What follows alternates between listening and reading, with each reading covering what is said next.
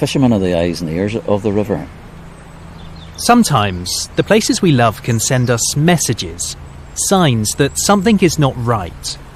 We're walking by a beautiful river just outside Londonderry in Northern Ireland, following a fisherman, and we can see how he would be the one to notice first. There was a kingfisher just flew up there.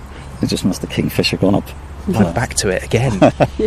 Sadly, we're not here for birds or the willow or the Atlantic salmon, but because something awful and secret unfolded on this river. The secret dumping of 1 million tonnes of waste in a special area of conservation. The fisherman stops walking and his face drops. Oh, it petrifies me, absolutely. You just do not know what might happen. Normally, we'd never get insight into a crime like this. 1, 2, 1. That's worth. But we've got a deathbed tape. Anything I tell you is a gospel truth. Anything you'll find under the gospel truth. From someone who witnessed the scale of it all. Something dodgy or whatever. And felt tortured by it until his last breath. I'm very angry. I know you are, but I can hear it in your voice, Joe.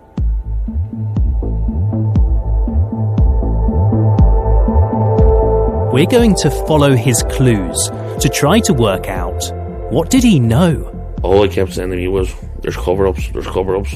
It's the story of one of the biggest environment crimes in UK history. Welcome to my boy. It really is a scene of horror. And one community's 10-year fight for answers and justice. I'm angry.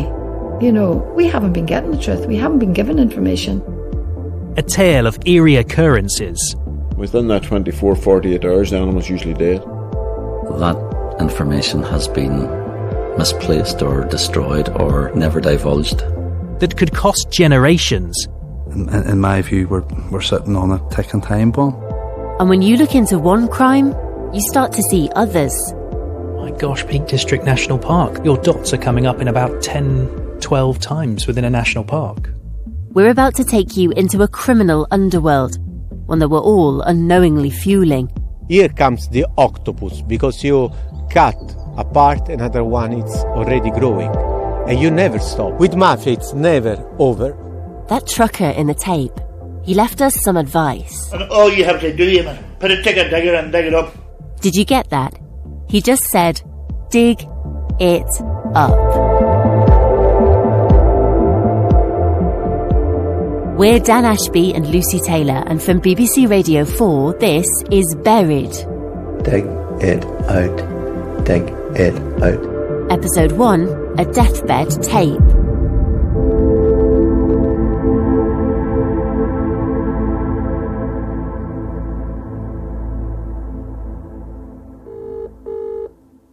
Sometimes I find it difficult to explain what Lucy and I do, so I thought on this one we'd phone a friend.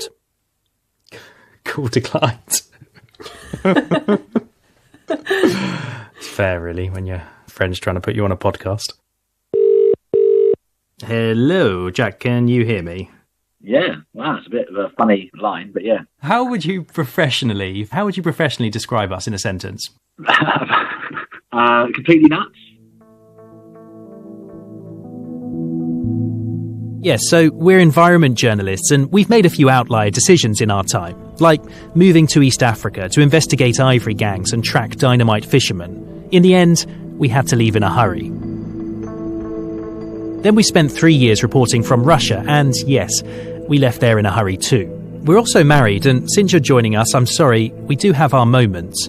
Our excuse? Investigative journalism like this, it's intense. We've been looking into this story together for 2 years, and this one starts right here in the UK. Right, take me to the legendary study. Follow me.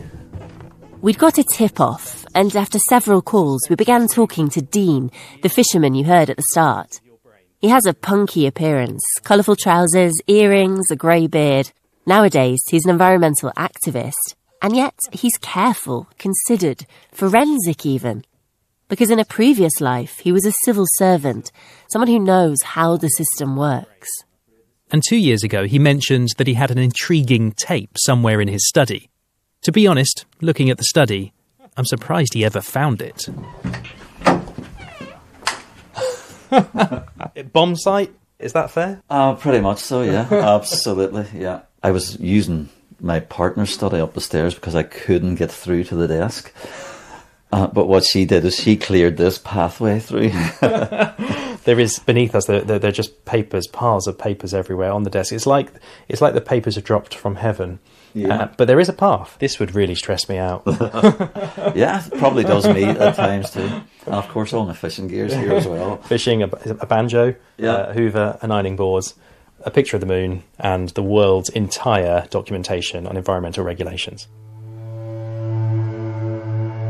And yet, somehow, he did find that tape, and he sent it to us.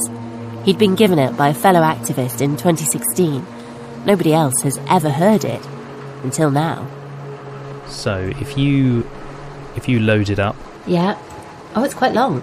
It's 45 minutes. It looks like one hell of a testimony. Let's have a listen. Ready? Yep, here we go. To say, apart from what we got, can you remember the names of the other? From the beginning, it's strangely compelling. It's 2016. Two men are talking. One is a trucker called Joe Ferguson. It feels like he's under questioning. But this isn't a police interview. It's just Joe spilling out everything he knows. He's wrestling with his role in the story, trying to release it and put it to rest. Anything I tell you is goes for truth. Anything you'll find under the goes for truth.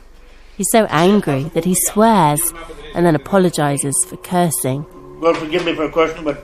No. Then, sometimes, you just hear his breathing.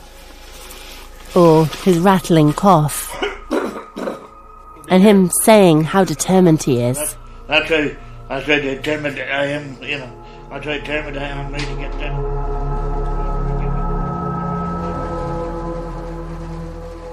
There's something different about being sent a tape, isn't there, instead of an email or a phone call.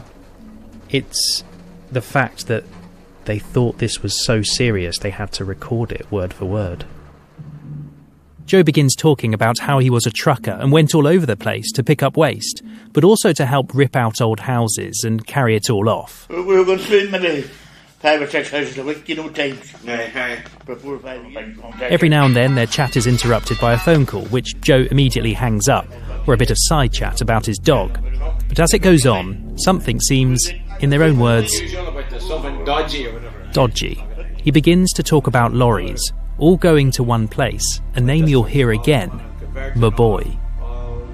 He says the trucks would arrive all through the night. And this was being done in daylight. Night time, 7 o'clock to 7. From all over Northern Ireland. From other districts. Other districts, and all coming and converging on. And that was going on for month after month. Years after years. Year after year. For years and years, until, in total, more than 1 million tonnes of waste was secretly and illegally dumped.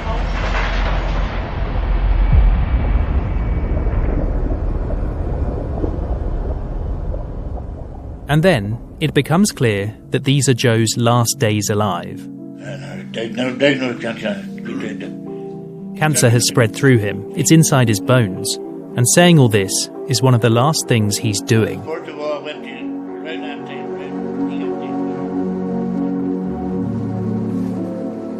Wow, that's a lot.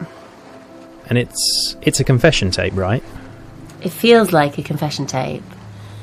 But from a man who we still don't really know what he's done, how much he knew, how much of that was illegal. And how big this goes. It feels like Joe knows more, and that there's something, even worse, that disturbs him until his final breath. We're going to keep coming back to that. You know the phrase, follow the money? It's an old journalistic tip. On this one, it makes more sense to follow the river. So we're back on the River Wochen, where we started, metres from where all that dumping happened. This is a place that holds a lot of memories for me, and just coming out and enjoying the river as a family for well over 50 years. And I just see to your right there now, you'll get a beautiful view down the river. Wow, yeah. And how lovely it is. The trees, and you can hear the birds this morning as well. We're with Dean Blackwood, the fisherman who gave us the tape. the spider's web. You get older and you start appreciating... Trees hang over the water, hills rise up around us, and birds skit and dive from leaf to ripple. It's a special area of conservation too, because Atlantic salmon leap their way upstream, and I'm desperate to see one. But for Dean, this is the backdrop to his life.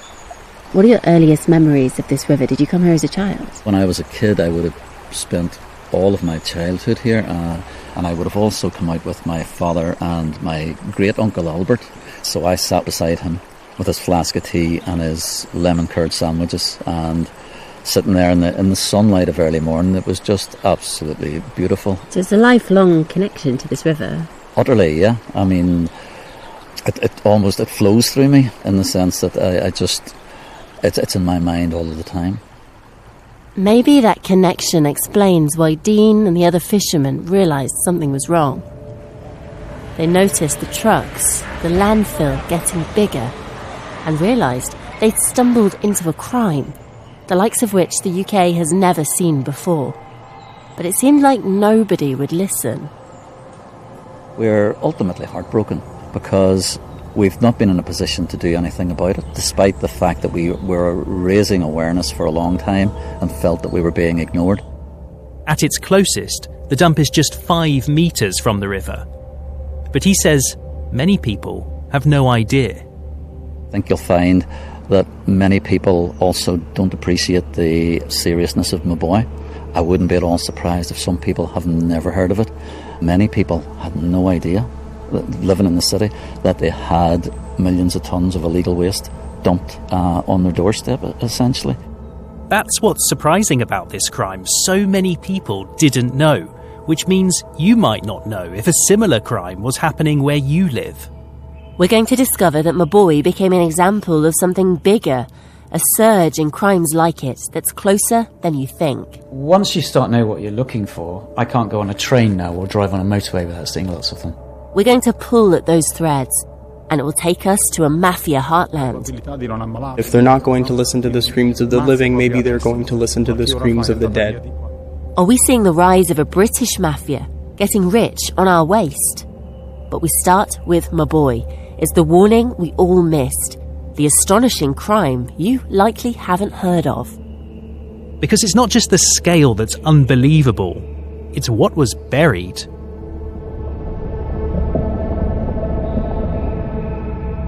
Next time, we go inside Moboy. Look, that's the company involved. Is that a hollowed out lorry? Goodness, it's really dark.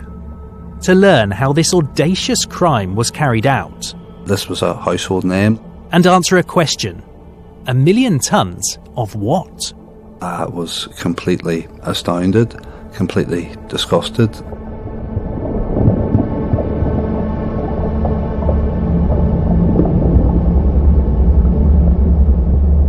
Buried is written and produced by Dan Ashby and Lucy Taylor and is a Smoke Trail production for BBC Radio 4. You can find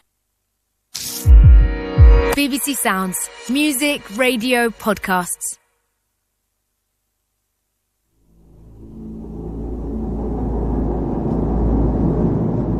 Sun's out, and we're a few minutes away from Moboy for the first time, seeing the scale of it. I don't know what to expect, really. Quite strange going somewhere that feels so dark on such a sunny, gorgeous day. Our rattly old car is weaving through the gorgeous hills outside Derry in Northern Ireland. Dan's teasing me about my driving. Yeah, you're going down there, yeah. Am I in the right lane? Yes, I think you are, yeah. In case these are my final words. Dan. But we're hardly on a day out. Instead, we're following clues left by a trucker in a deathbed tape.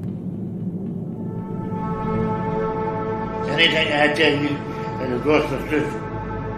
And he wanted the world to know about one dump, Moboy.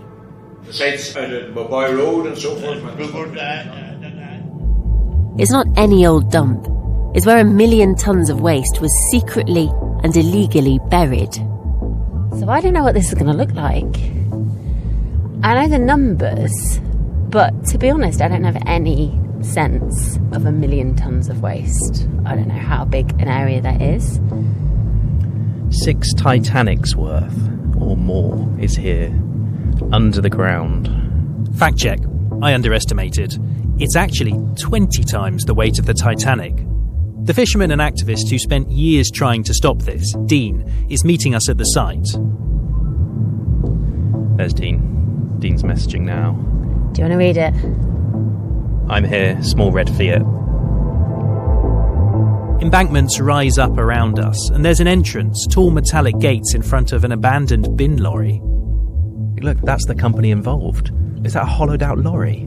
Goodness, it's really dark. Right, let's go and see it. And we've come for a reason. There's something we had to see, because we almost couldn't believe what they dumped here. Welcome to my boy. It really is a scene of horror.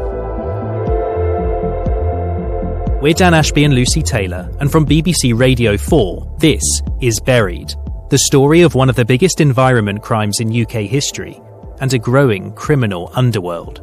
Episode 2, A Scene of Horror.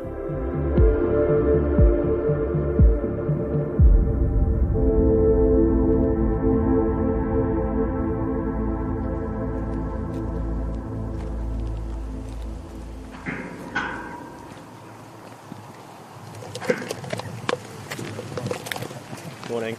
Dean's agreed to show us around. Yeah, well, this was the original entrance to the site. And we have to admit, even for two environment journalists, a personalised tour of a closed dump?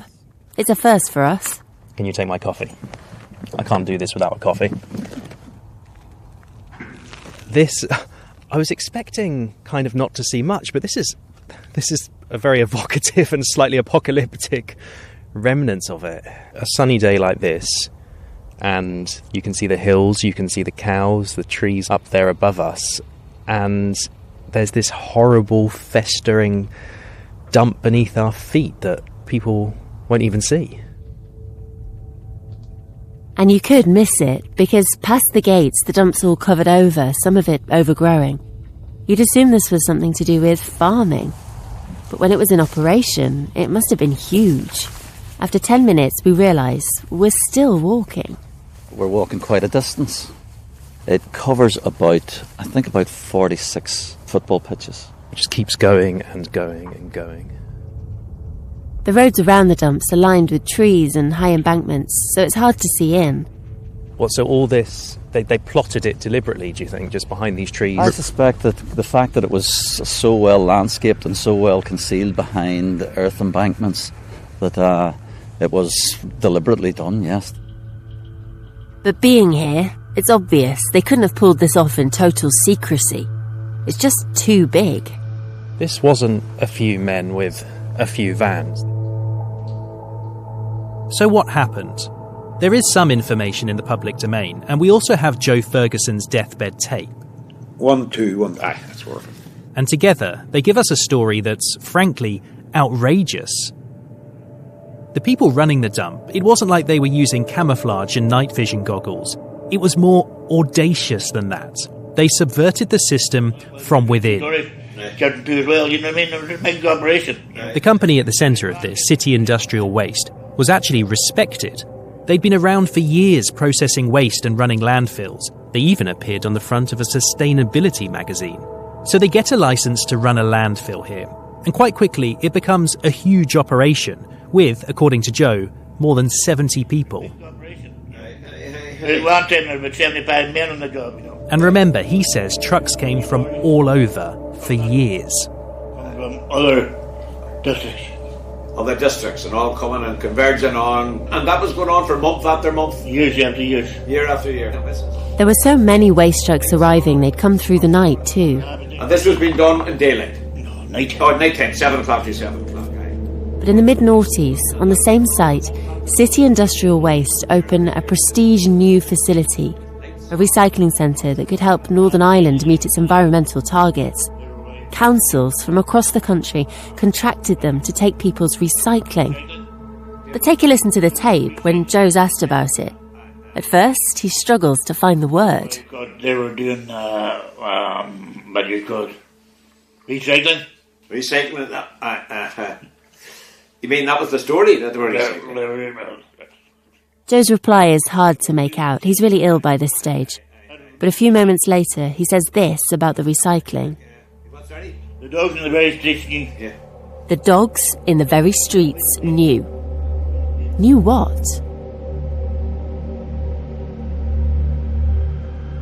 The truth is that for years, tens, maybe even hundreds of thousands of families were carefully sorting their recycling, only for it all to be sent here, where it was shredded and dumped. That prestige recycling facility, it was just a cover, and Dean has brought us to it.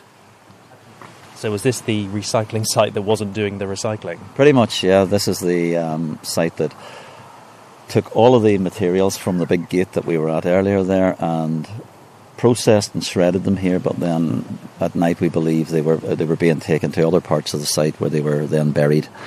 It's weird. It's got an abandoned office building with graffiti over it, a couple of crows flying overhead, a derelict yard and a huge hollowed out recycling or fake recycling facility. It looks quite eerie now it's derelict, doesn't it? It does, most definitely does. It's so depressingly basic. They had access to a quarry where sand and gravel was dug up and sold, and that gave them an ever-growing hole in which to hide waste.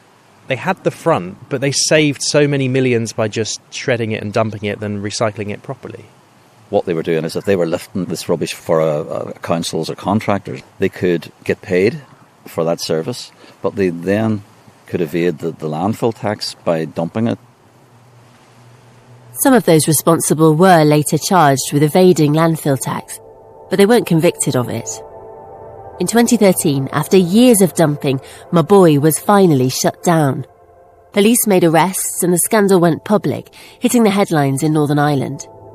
In the end, it was an Environment Minister, Alex Atwood, who revoked the dump's licence. Whenever we heard the full extent of it from Alex, it was truly shocking.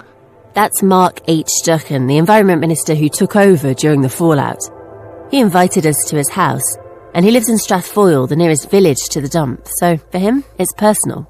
I was completely astounded, completely disgusted, and completely determined to put things right. But back then, the company was so well respected, it was actually controversial to shut them down. This was a household name. Their trucks were all over the road. They had contracts with many councils in the north and even beyond, potentially. So, this was seen as a bona fide operation. I remember actually the day that Alex Atwood did blow the whistle and pull the plug, and our local newspaper here ran with the headline, Atwood costs 93 jobs in Derry or something, without any recognition of the seriousness of the situation. The men who ran the companies were respected businessmen, Paul Doherty of Campsie Sand and Gravel and Jerry Farmer from City Industrial Waste. But suddenly, they were being accused of carrying out one of the biggest environment crimes ever. A BBC Spotlight team tracked down Paul Doherty to a golf course. My name's Ailís Hart. I'm a reporter from BBC Spotlight. I'd just like to ask you as to how 500,000 tonnes of illegal waste ended up in your land in the Maboy Road. You can go and speak to my solicitor, please. We have done. I've written letters to you for months, Mr. Doherty. Would you please leave the golf course? You're standing on a green. That's a putting green. Mr. Doherty. The BBC Spotlight and the story caused a storm. The Northern Irish Assembly debated it, and that golf course encounter even inspired a folk song. Their mess where the water it boils. Meanwhile on the golf course. But the anger hasn't gone away. Now that Mark Duchan and everyone here has learned how much it has cost. Serious money, and that's in terms of what they got. But then we have to consider the cost of undoing the damage to the environment and to human health. But again, you're looking then at maybe another 100 million. Another 100 million. Is it so big and so costly that might jeopardise the Northern Irish budget? Well, the Northern Ireland budget is already in jeopardy, and this wouldn't have been figured in any of their projections that I'm aware of. The scale of it, the years of silence, the nature of the criminality. It reminds us of our time reporting on other environment crimes like the ivory trade. And so we asked the question that's been on our minds since the moment we heard Joe's tape. Have you got concerns that serious organised crime might be behind this? Well, when we consider the scale of this, the sophistication of it, how long it went on for, it's hard to imagine that it was cooked up by a couple of boys sat in the pub at one night. You know, this has all the hallmarks of a well-trained criminal organisation having been behind it, and I don't think anything will ever convince me otherwise. I guess that's a nest you have to be careful prodding. Well, of course it is. I think the police now are on the same page, or they certainly were, in terms of their view that nothing of the scale could have been carried out by anything less than an established criminal organisation. And that perhaps explains also why they got away with it for so long. Were people scared? Whatever the reason, the dumping continued for years because those in the know stayed silent, except at least for one man. I'm very angry. I know you are, but I can hear it in your voice, Joe. Joe Ferguson's tape is an outpouring of indignation and a list of leads and evidence that he left behind him. I'm trying to get that out, Jimmy. But nobody listen to me. Well, I'm listening, Joe. I'm listening, and I'll do my best. We're beginning to realise his tape isn't a guilty confession. It's the culmination of a brave one-man mission to investigate a disturbing system. Next time, we found out who Joe really was. I brought a hunger deep inside him that just came out. And learned that he believed there are secrets still buried. All he kept saying to me was, there's cover-ups, there's cover-ups. Buried is written and produced by Dan Ashby and Lucy Taylor and is a Smoke Trail production for BBC Radio 4. BBC Sounds. Music, radio, podcasts.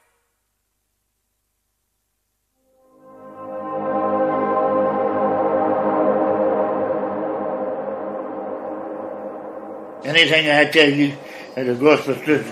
Anything you'll find under the gospel truth.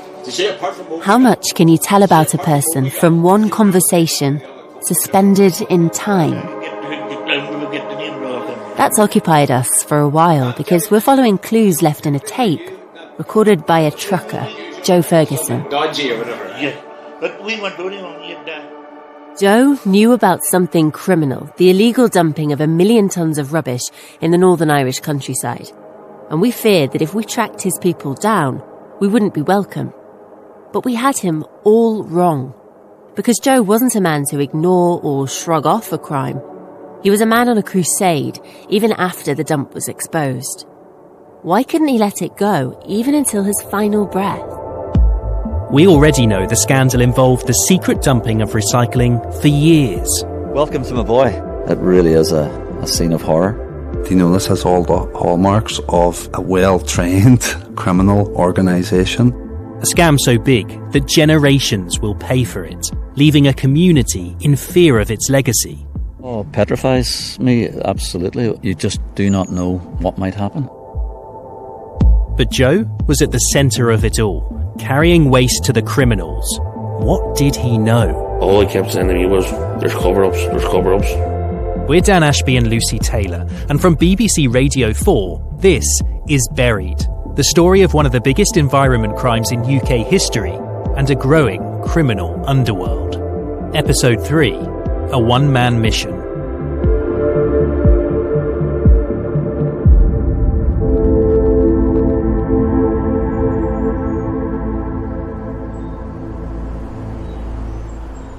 We're in Strathfoyle near Derry, where Joe Ferguson used to live. We've come to meet his son, Sean.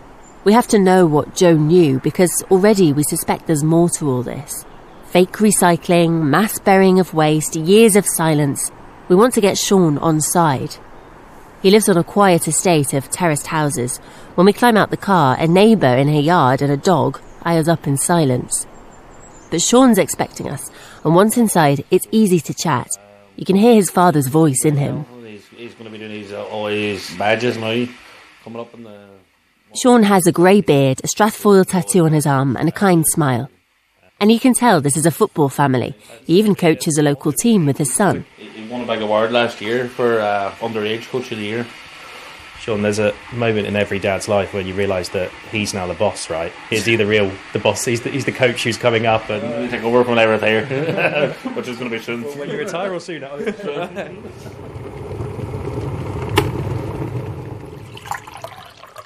We take a seat in the lounge. Here's a cup of tea. Thank you. And finally, after years of listening to his dad on a tape, we can ask what he was really like. He was a happy-go-lucky, jolly wee man. There's nobody that I would know in this estate would have a bad word on him. Everything was just... He was a pleasant man. He got on with everyone, even when he was really ill. The girls that worked in the shop, they sat by his bedside for days because he would always been down in the shop laughing and joking with them. And these are girls maybe in their early 20s, young girls. They had that affection towards him that they basically sat with him on his deathbed. So not relatives, just people. Not relatives, just people he knew from the shop. Even talking about it now, just bringing back. It's just all good memories. There's nothing that I could say that my father or whatever done in his life that I could be ashamed of or anything like that. He was just an absolute gentleman. Hearing this, suddenly we fully understand that Joe was never compromised. He was a whistleblower. That Hardman trucker we imagined who could take knocks and give them back doesn't exist. And that means Joe might be even more important to us. He's more credible. How did he end up connected to criminals? He worked long hours throughout his life while I was growing up. The answer is money and circumstance. Life wasn't easy on him. He lost a young son to leukemia. That affected my father badly. He took that really hard. After that, he just basically dedicated himself into his work. Eventually, he took a minimum wage job driving trucks to keep the family going. And then in 2010, he was asked to drop off waste at the Maboy dump. And something didn't sit well with him. He just didn't feel comfortable in that line of work. He was being sent to dispose of the waste, and he realised that there was just something not right there. His words was, "There's stuff there that shouldn't be there."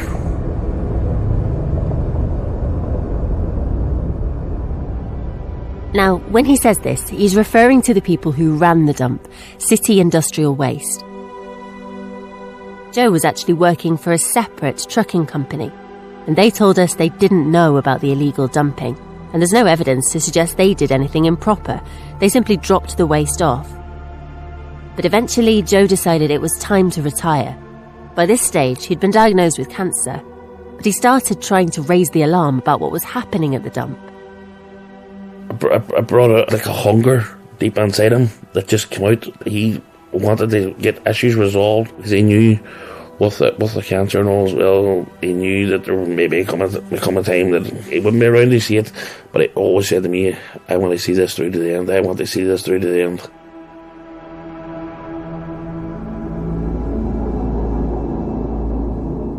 We're about to learn something new.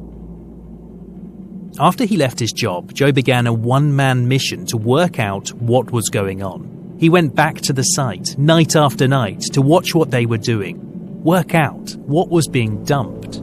He clocked people in and out as he sat there hunkered down in his car on the side of the road in the dark, took notes. We'd love to know what he discovered, but Joe told Sean very little about what he'd learned to protect him.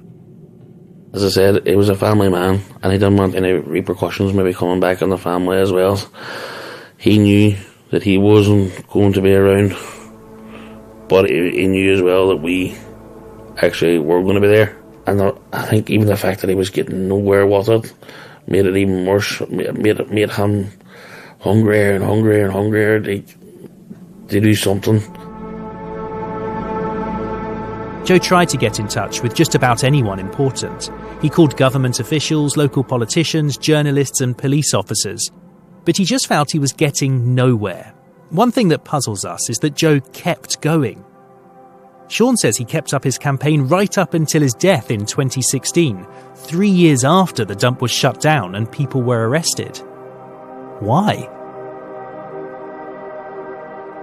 Whatever the reason, cancer stopped him. The bone cancer that actually broke bones on his back.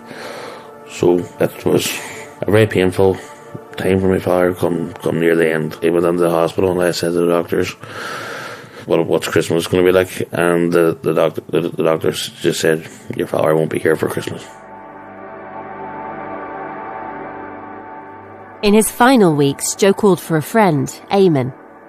Sean had to leave the room. For these conversations, I had to go. He asked me to leave. And we think it was in one of these meetings that Joe recorded his tape. 1, 2, 1. Aye, that's working. And puts his concerns down so somebody has them after he's gone. And there's this one bit that might explain why Joe was so alarmed about my boy. He said he saw asbestos and tarry waste lying inside the gates of my boy. Highly toxic substances that, if not treated properly, could be a threat to human life. Was that happening? Asbestos, tarry waste and all that, all throughout the time that you were employed? Yes. Going on the mobile road? Yes. Weeks later, Joe Ferguson died of cancer. And his birthday was the 6th of December. We had a wee party for him for his birthday, and then he passed away on the 12th of December, 6 days after his birthday. I felt he was actually getting somewhere when eventually he succumbed to his illness. And it was just a pity he couldn't actually see things through to get to the bottom of everything. Because all he kept saying to me was, there's cover-ups.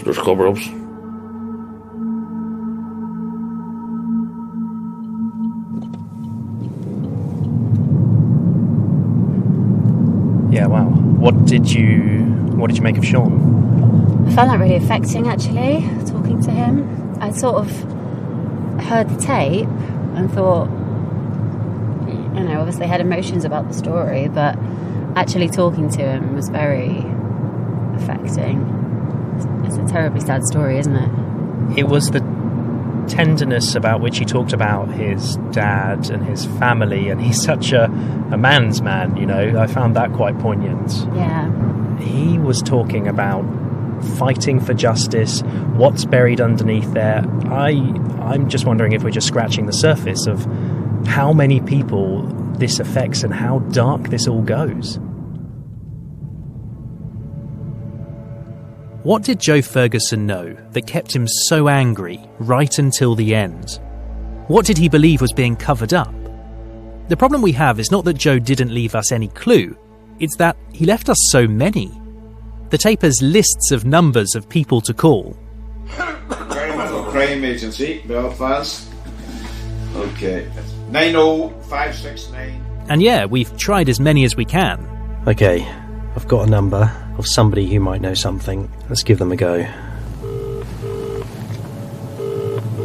Welcome to But Joe talks about so many issues, it's hard to know what is known and what's secret. I'm only talking about the dumps that's running on their water. I'm not talking about the other 38 dumps that's down in the country. Yeah. But his fears about asbestos and the dump's toxicity, they're all through the tape.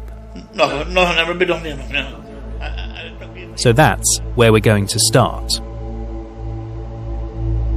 And you'll be able to see in more detail. And just as we were in the middle of looking into this, a video dropped. So this is a brief overview of the findings of the DQRA. So potential contaminants of concern. It's a man from the company hired to help progress the clear-up of the dump. And it's not the most exciting briefing. Ammonia, cadmium, zinc, nickel and free cyanide are considered moderate risks owing to the... But it's what he says that's significant, because he confirms what's in the dump. Toxic hydrocarbons, heavy metals, and so much more. The authorities have also discovered asbestos fibres at 3 separate locations at the site. They say their risk to human health is low. But 10 years on, the waste, that's all still there.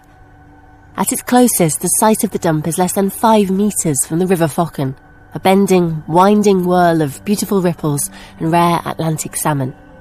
It's an area of special conservation and scientific interest, right next to a river that supplies drinking water to 60,000 people.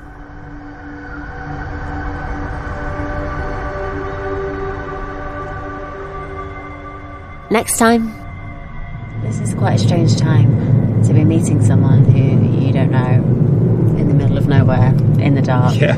We uncover mysterious events. Within that 24, 48 hours, the animal's usually dead. And a problem, a big one. They could cause significant environmental harm if they were to make their way into the river or into the water supply. BBC Sounds. Music, radio, podcasts.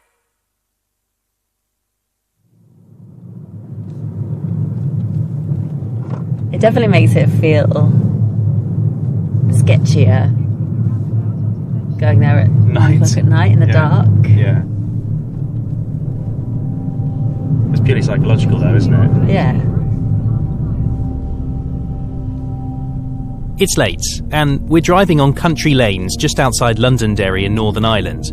We see almost no other cars, sprawling fields and farms pass in the gloom. The road's getting smaller and windier and darker, and there, Maboy Road. Oh yeah. And we are now right in the thick of where this all played out. This is where 1 million tonnes of waste was secretly buried, and we're following clues left by a trucker. Anything I tell you at a grocery store, anything, just went under. To his last breath, he believed the truth was being hidden. All I kept saying to me was, there's cover-ups, there's cover-ups. Was he scared about how toxic this dump really is? That question has brought us here, late in the evening, where the crime played out, to meet a man with an intriguing account. This does feel... I don't want to say scary, because that's ridiculous.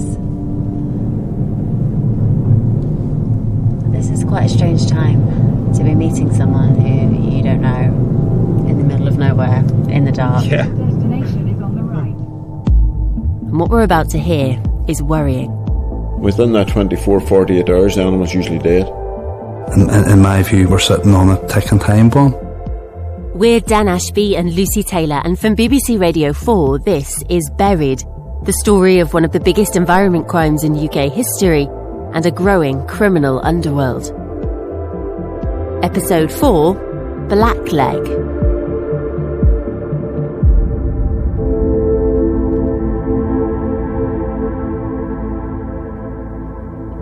Yeah, I'm going to go straight up to the top and just get reverse onto the drive. Do we just do it all on one mic? We can get the bag. Well, I'll take the bag in, yeah. Where's my phone? We've turned up at a vet's house. It's a big remote home on a hill overlooking the dump, and it took us months to find his name and get an address. We arrived unannounced at his place earlier, and he asked us to come back late in the evening after he finished work. And what with allegations of organised crime around this story, we were on edge. Turns out, we had nothing to worry about, though, with Craig Campbell. Hiya. Hi. How you doing? Good. How was the cow? He has the confidence of a man who sets his own course. You can't imagine criminals pushing him around. He's got that vet's clinical straightforwardness. But what surprises us is how welcoming he is. It's like he's been waiting to talk about it all. Together, we stand on his driveway and peer down through the night. So my boy's just down here in front of us, which is there's a kind of crow flies about 3/4 of a mile. Yeah, you'll always get a lot of birds down there, and they're always kind of circling about around where the old dump is. It's dark out here, so he takes us inside and through to his study, out of the way of kids and dogs.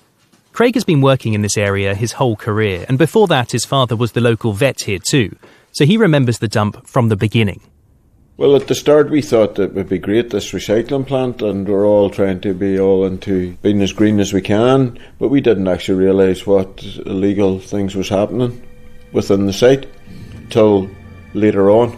At the time, whenever they were recycling, here for our animals and for ourselves, we were constantly tortured with flies, especially in the hotter summers, and it just became a nuisance within the area. But we're here because of a tip-off. Someone told us that he had a worrying story. That years ago, cows around the dump mysteriously started getting ill. When did you start noticing or hearing about things wrong with the cows? Whenever the recycling plant all kind of got up and really going, we seen an increased incidence with problems with diseases in cattle. Their limbs would swell with bruises and then they'd die. He knew what it was. Blackleg. Blackleg sounds particularly horrible. What is it? Well, they call it blackleg because you usually get like bruising. You have a bacteria which they call Clostridium, and they produce spores which is ingested by the animals and can cause things like tetanus or blackleg. And they can either suffer very badly to the point that on welfare grounds we're euthanizing them because they don't respond to treatment very effectively, or it is just found as a sudden death. Usually within that 24-48 hours the animal's usually dead. How much of it was going around? How much was going on at the time? It just seemed to be increasing more and more and more. So I would say probably there was a 20-30% increase. Within that affected area, we probably had about 15-20 cases within them 2-3 years. And before that, since I was working within the area from the year 2000, we never had anything. It's the first time we've heard about anything dying near the dump. That bacteria he's talking about, Clostridium, it can be linked to landfill. The government said there's no evidence to directly link any occurrences of blackleg in the lands surrounding the dump. But Craig believes all the dumping activity could have spread it to grazing grass. By the way, don't search blackleg on the internet. The spores eat the cows alive. It's like black slime running through their insides. Craig says he reported the incident to the Department of Environment. They were so concerned that they advised the local council and enforcement agencies that a vaccination plan for cattle may have to be put in place if ever waste were to be removed. Could the bacteria still be there in the soil? We don't know because he's vaccinated all the cows near the site anyway, but it's alarming. He worries about the spread of all those toxins. The concern is what's happening within the waterways. Is it getting into the river? Is it not getting into the river? That river supplies drinking water to 60,000 people and is the lifeblood for a special area of conservation. Is it at risk? Craig gave us directions to check something out, so a few days later we head to the dump. We're with Dean, the fisherman who's helping us to piece the story together, and you almost wouldn't notice what we're looking for. You have to get high enough, it's not easy. A hiker amongst these green hills may think on first sight it's a shimmering lake. But it's not a lake at all. It's a silvery lagoon 30 metres across that's formed on ground which has waste buried underneath. And when we look closer, we see it. It's bubbling. And it's more back there, look. Can you see? It's a line. Oh, I can see another one over here. Yeah, you right follow a line of bubbles. So the danger here, obviously, is that they've dug down very deep, again with no permissions and with no environmental assessments. They have then stuffed those holes with waste while they've broken the water table. It means that the toxins in the dump are flowing into the river. And that brings us to the biggest, scariest question of all. A fear that we have heard from people here again and again. Could it be poisoning drinking water? The government and the water company here say no, because they test the raw water and the treated water and both are fine. We've spent months checking that out, looking at water quality data. This one's just got acronyms, it's just got so many letters I don't even know what it is. Yeah. And enjoy this, the one line of good news in this entire podcast. We didn't find any evidence that the dump has compromised tap water quality. But the groundwater around the dump is highly toxic. What have the authorities told you and the other groups over the years about what is now in Moboy? Give us a sense of how dangerous it could be. Well, there's a list of chemicals that have been found in Moboy, found in the groundwater, so it's not just that they're in the dump itself, they're actually permeating into the groundwater. But potentially toxic? Oh, very, very much. A lot of them are toxic. And the levels of harmful chemicals really are high. This is the Department of Environment's own tests from 2015, and the water fails on arsenic, all sorts of metals, toxic hydrocarbons, a load. Yeah, like double the amount of arsenic as the standard. Yeah. Is that the standard there? Yeah. Yeah, that's the standard. So the waste volumes are estimated based on the ground investigation. In their latest video, the company managing the clear-up confirmed that toxins are flowing into the river, but say they're diluted enough not to be a threat. There's a lot at risk, though. On the Fohan, we have the Atlantic salmon, we have the sea trout, we have brown trout, we have eels, which in themselves are a critically endangered species. We have various species of lamprey. We have flounder, which is like a flatfish. If the toxins were to reach the river in bigger concentrations, it could prove disastrous. Thousands of fish all suffocating, dying in the river.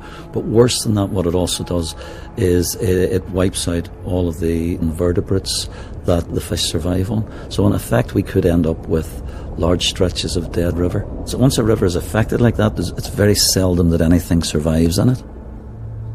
We took Dean's concerns to the former Environment Minister, Mark H. Duchan, half expecting him to play down the risks, but he didn't. Far from it. I think the risk is very real.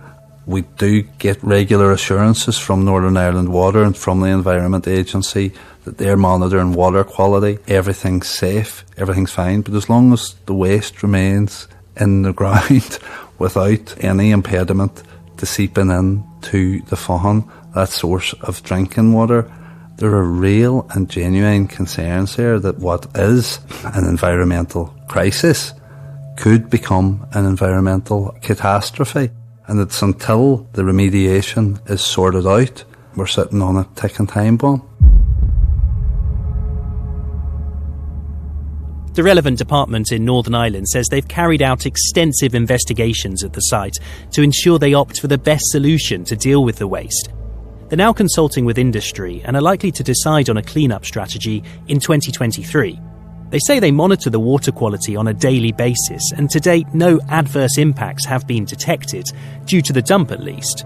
Were concentrations of toxins to increase, they would change the water supply. But they accept the groundwater is poisoned, and it's a risk that hangs over this community. Just imagine in your own backyard, whether that's the Highlands or the Brecon Beacons or Bournemouth Beach, imagine 20 Titanics worth of toxic mess was there in the background all the time, seeping slowly down. It would make you so angry, right? Yeah, so you think that's how Joe was? Yeah, but I feel like the toxicity was perhaps the motivating factor. It explains his urgency, but not his anger. Not why he thought there were cover-ups. No.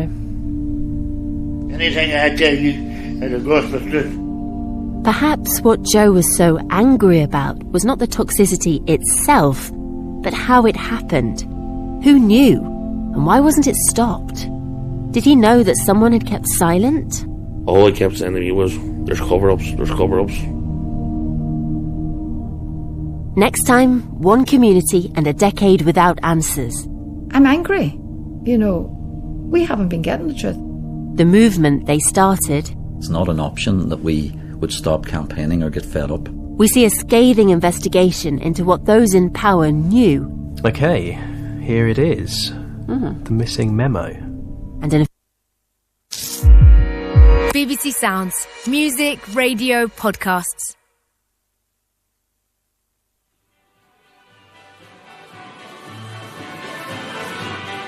We find ourselves unbelievably dancing. Toes out. That's brilliant, well done. Remember, so right toe. It wasn't planned, certainly not the norm for two journalists working on a complex crime story, but we've been told we need to meet Mary McGuigan. Smiling faces. Bring your arms down here. And when we get there, she's persuasive. So yeah, we're practicing a Kaylee, along with the 5-year-old she teaches. They look concerned. Feet together. But Mary doesn't. Mary is dedicated to her community. Dance classes are just the start.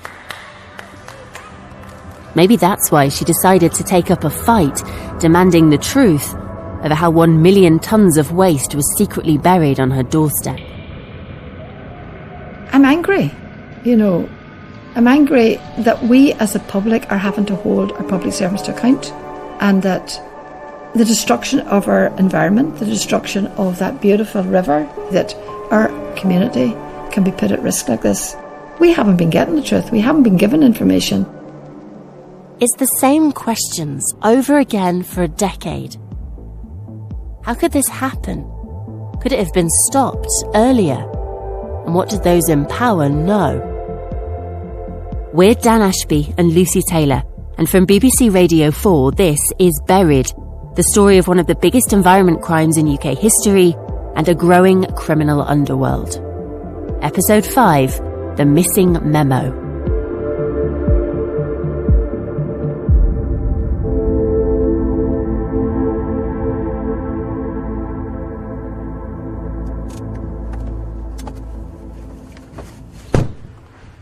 Hi, we weren't sure if we're in the right place. Sorry about that. Good, sorry. I think I'll call it a courtyard from now on. When you report on environment crime, it can be easy to get a bit down. A lot of villains, not many heroes. Then you meet people like Mary. You know, the things we should do, but don't. Going to community meetings, volunteering, bringing people together. Well, she does them all. One sock. I think these would, yeah, thank you very much, because otherwise I'm going to traipse. Well, I wouldn't worry about that, but you just get cold, don't you? She's just that type of person. And you get bread and butter on arrival. Cup of tea. Would you like a piece? There's some wheaten bread. Do you like wheaten bread? Confession, I've never heard of wheaten bread, but... Yes, please, yeah. Yeah, okay. I'm glad that you're going to eat something. Oh, lovely, thank you. After eating, we begin chatting about my boy. Mary became aware of the dump just as the huge crime was being made public.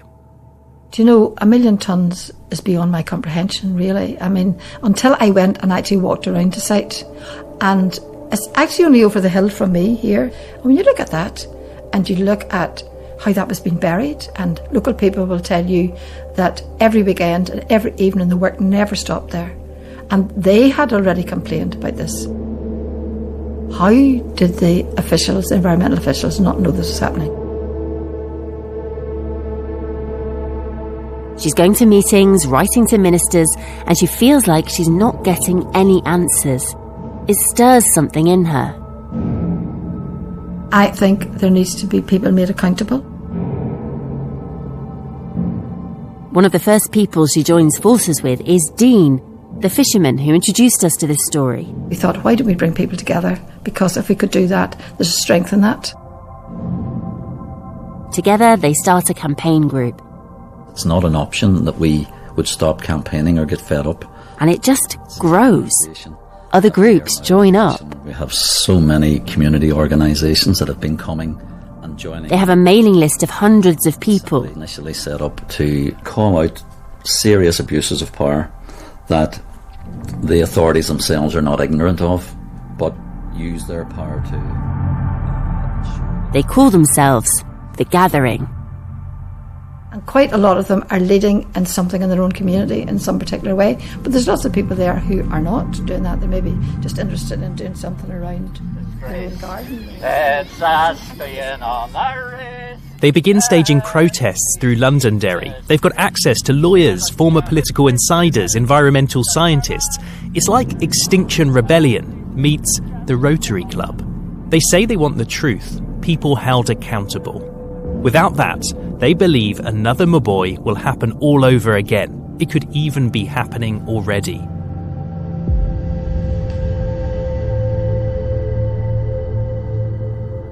So for 10 years, time and again, they keep asking for a public inquiry. I think it's the only way that we can get the full truth.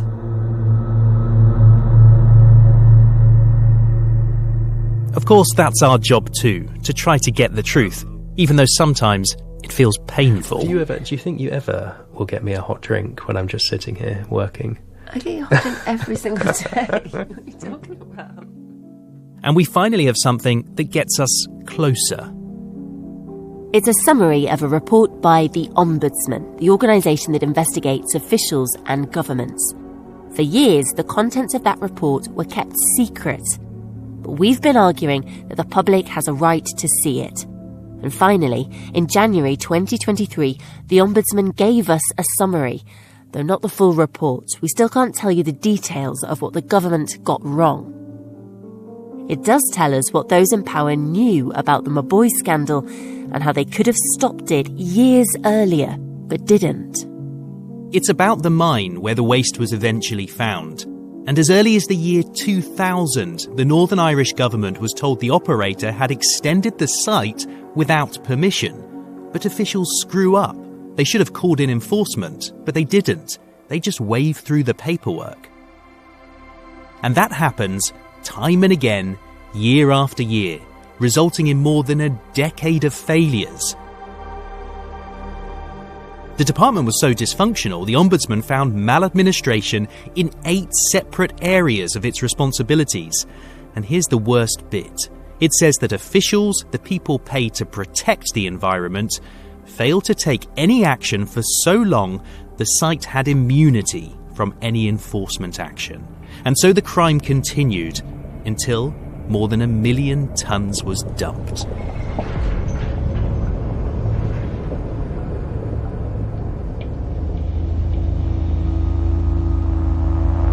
But there's more too. We've been looking through historic Freedom of Information appeals on this, and we've discovered that an internal memo was never released, never made public. So what on earth was in it? Don't worry, we won't go hunting it for 5 episodes. Long story short, we've got it. And apart from a handful of people, nobody's ever seen this. Okay, here it is. The missing memo. It's a briefing from one official to one of the top civil servants, and it says that all those decisions to let the site grow without further checks, well, that likely broke the law. In other words, in this series that's about breaking the rules, the Department of Environment itself may also have acted unlawfully, and the memo reveals that top civil servants knew it. We've been going over it with Dean, the fisherman who's been campaigning for the truth. And remember, he used to be a civil servant, so he speaks their language. Are we essentially talking about one public official advising another public official that they might have broken the law? Is that what this memo says? Well, not necessarily the official, but that the department that's charged with enforcing the environmental regulations may have broken the law. If the department had now tried to resolve those issues, that they could still be vulnerable if they were challenged legally. So the fact is that needed to be buried, I believe, in terms of the department could not acknowledge that. So in fact, they have either destroyed it or have willfully withheld it from us. That information has been misplaced or destroyed or never divulged. Do you suspect the authorities of trying to cover up their mistakes? I do. It's very difficult not to believe that they were trying to conceal their concerns. We took our findings back to Mary too. This information needs to come out. I think we all feel that this is going to happen again. Something like this will happen again unless people learn from this. We need to let people know this is a failure that's happening with our environmental authorities. We were all recycling, we're doing our best, and then to discover that all of this is not happening and has been dumped somewhere. It's horrendous. It really is horrendous. And I think the Department of Infrastructure in Northern Ireland responded by saying they have no record of the so-called missing memo, but that since the crime happened, they have focused on strengthening implementation of environmental checks and regulations, including training more than 200 planning officers to improve their competence when dealing with unauthorised developments. They say they accepted the Ombudsman's findings and have implemented the advised changes. But why did people pay to protect the environment not do it? The department stressed that 2 investigations found no evidence of cover-up or collusion, but they acknowledged that the review also said that given the large amounts of money and possibility of intimidation, collusion couldn't be ruled out. I asked Mark Duchan, the former minister, the same question. Have you ever been shown any evidence or interviewed anyone that would suggest that there was corruption within the civil service, that somebody was taking money on this that they shouldn't have done? I've never seen evidence of that. And what about, do you know if any civil servants were investigated by police? I'm unaware of that having happened. Right. That's not to say that it hasn't. That it didn't, but you don't know about it. I'd say I genuinely can't recall being aware of that. There was one moment in all this story that gave the gathering a little hope. In 2014, the Northern Ireland Assembly passed a motion calling for a public inquiry. It seemed like there was consensus, and by 2020 they'd even secured a meeting with the minister. I was quite excited about it because, as well as the gathering being... And they wondered, was this the truth at last? But in fact, their hope was crushed. The department had made a decision ruling out any public inquiry on my boy for good. Due to budgetary pressures, it said resources were better used trying to improve the system. I was shocked at one level. I was angry, that here again we were saying this needs to be done, we need to be heard, and that we weren't being listened to. In my opinion, they knew what was happening anyway, and they don't really want it to come out because they're going to be accountable, and they really don't want that information to come out. I think there needs to be a public inquiry into it so that the public can see what actually happened. It feels like the end of the road, right? Well, not quite. Remember the reason they want an inquiry so much? They fear mass illegal dumping may be happening again. And we found out that actually, they're right. Because my boy became part of a boom in waste crime, a criminal underworld that gets its hands on nearly a fifth of all England's waste. Next time, we see intelligence of it unfolding now. My gosh, Peak District National Park. Your dots are coming up in about 10, 12 times within a national park. The adverts that show signs of criminality all over England. BBC Sounds. Music, radio, podcasts. What are the names? That one's Maudie, and the other one is Sammy. I'm in an old farmhouse somewhere in the south of England. There are clothes thrown over banisters and dog toys scattered in huge lofty rooms. It could be anyone's house. And yet this is the home of a man who secretly tracks the signs of criminality, and he's showing me satellite images on his computer that change my perception of the UK. What can you see there? That's the residence there. Yeah. My goodness, and the size of that dump looks enormous. About, a couple of 100 metres from the local community? This is intelligence that normally only Europe's top enforcement agencies get to see. Pictures of illegal dumping happening around the country now. My gosh, Peak District National Park. There's about, your dots are coming up in about 10, 12 times within a national park. So far, this series has been about one story. How 1 million tonnes of waste was illegally buried in one spot near Londonderry in Northern Ireland. But my boy was just one example. 34 million tonnes of our rubbish is passing through criminal hands every year. Once you start knowing what you're looking for, I can't go on a train now or drive on a motorway without seeing lots of them. Really? Yeah. What's going on?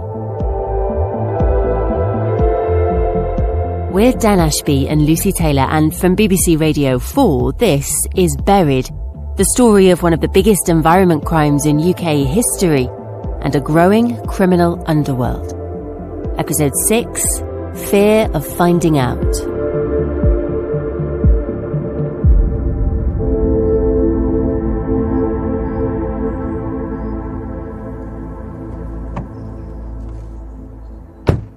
Okay, here I am. I'm not even sure I should say the location. A lot of the time, when we start to look into something, we find there are just a handful of people who really know what's going on. And in the last few months, several people we have called have mentioned one name: Ray Purdy. Oh, hello. First challenge getting into the space. Nice to meet you. It turns out I was right not to mention his address.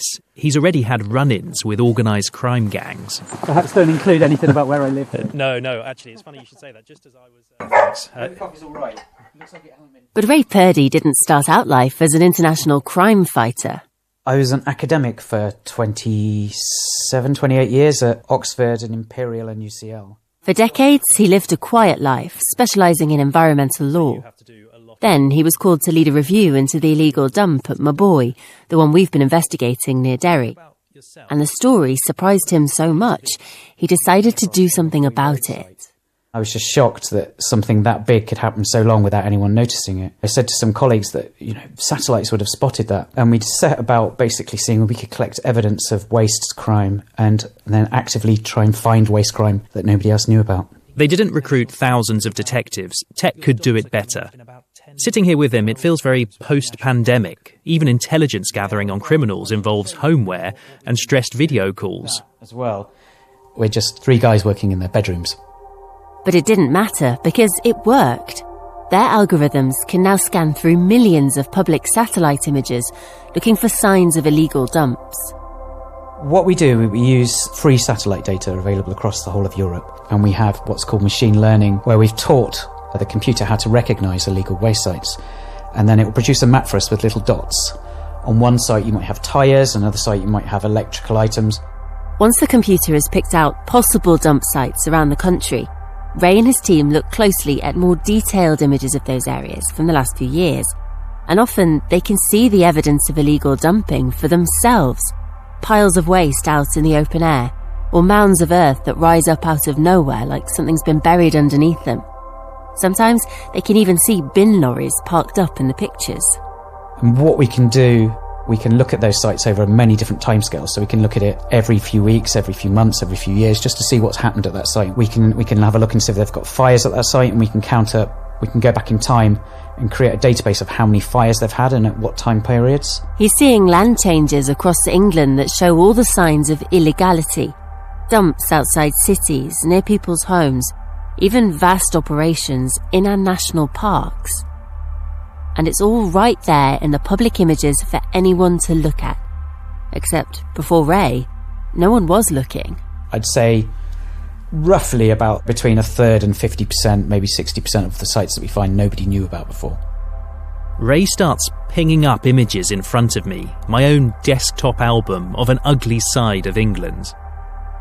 This is the kind of detail we can see so you can see that it's all stacked, the waste next to the buildings. And on this site as well, again, they've got a back door and they've bought a quarry next door. This is in England.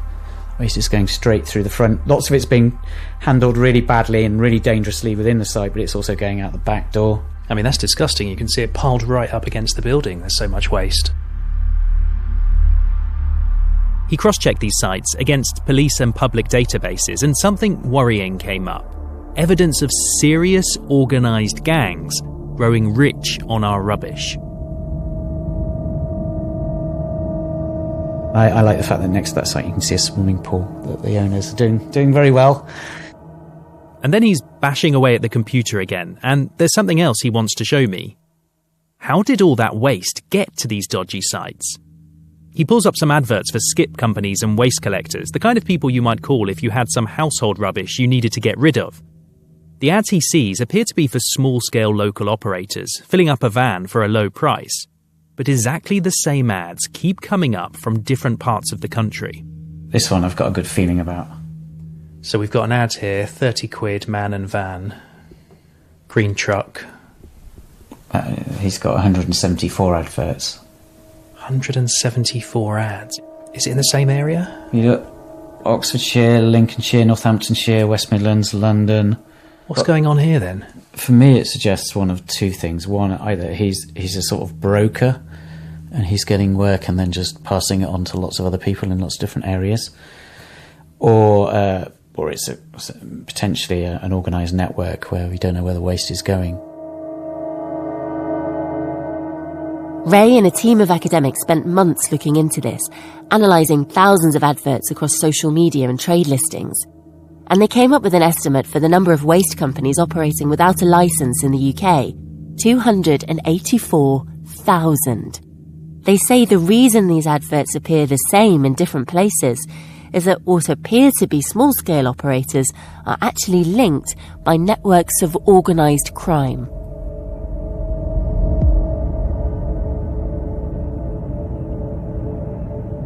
The dodgy companies, the illegality, the vast scale of waste, the dumping.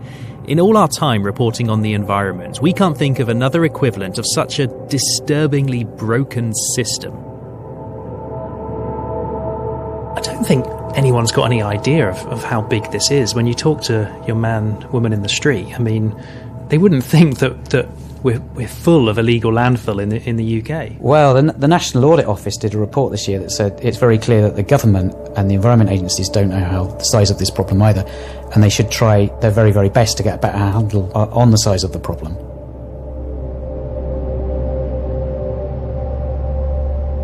If you'd asked me 2 years ago if versions of my boy were happening all over the UK, I had no idea about that, and I just don't think most people do. It feels like there's this vacuum on this. You know, like on climate change, we talk about it all the time, and there's some action, maybe not enough, but on this, there's just this blindness, I think, in society. We just turn the other way. I don't think it would occur to anyone to think about what happens to their waste. You don't want to think about where it goes. You don't want to have to think about that. Are we seeing the rise of a British mafia? We've agonised over that question. For a while, Dan spent his evenings deep in waste academia, and would emerge bored and broken, regretting not just watching TV.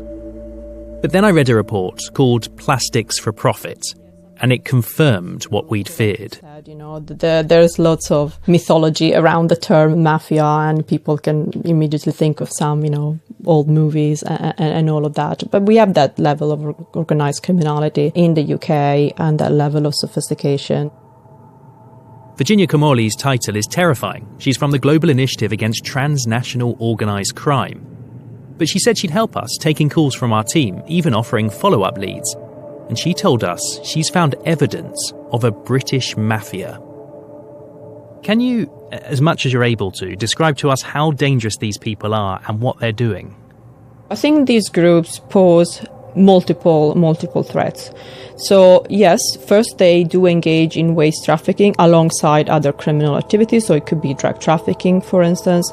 They might also be involved in human smuggling or human trafficking, as well as modern slavery, because they might facilitate the travel. Most of us living in the Western world might never knowingly get in contact with organized criminality. Yet it's everywhere, it's around us. In the city of London, there's plenty of organised crime going on. We see basically things getting worse on all fronts. And just looking at the data, at the evidence, that's undeniable. Often on a story like this, we put all this to the government, and they say it's not that bad. Not on this one. The chair of the Environment Agency described waste crime as the new narcotics, and admitted that criminals now get their hands on a fifth of all our waste. His agency often shuts down more than 700 illegal sites a year and says they believe there are only 400 left. They've got a new strategy to go after the top criminals, but prosecutions are falling and fly tipping is booming. The government has a new top police unit to crack down on criminals, and they say they'll bring in stricter rules on who can carry our rubbish, along with digital tracking. But a recent parliamentary report accused them of making little to no progress in almost 4 years.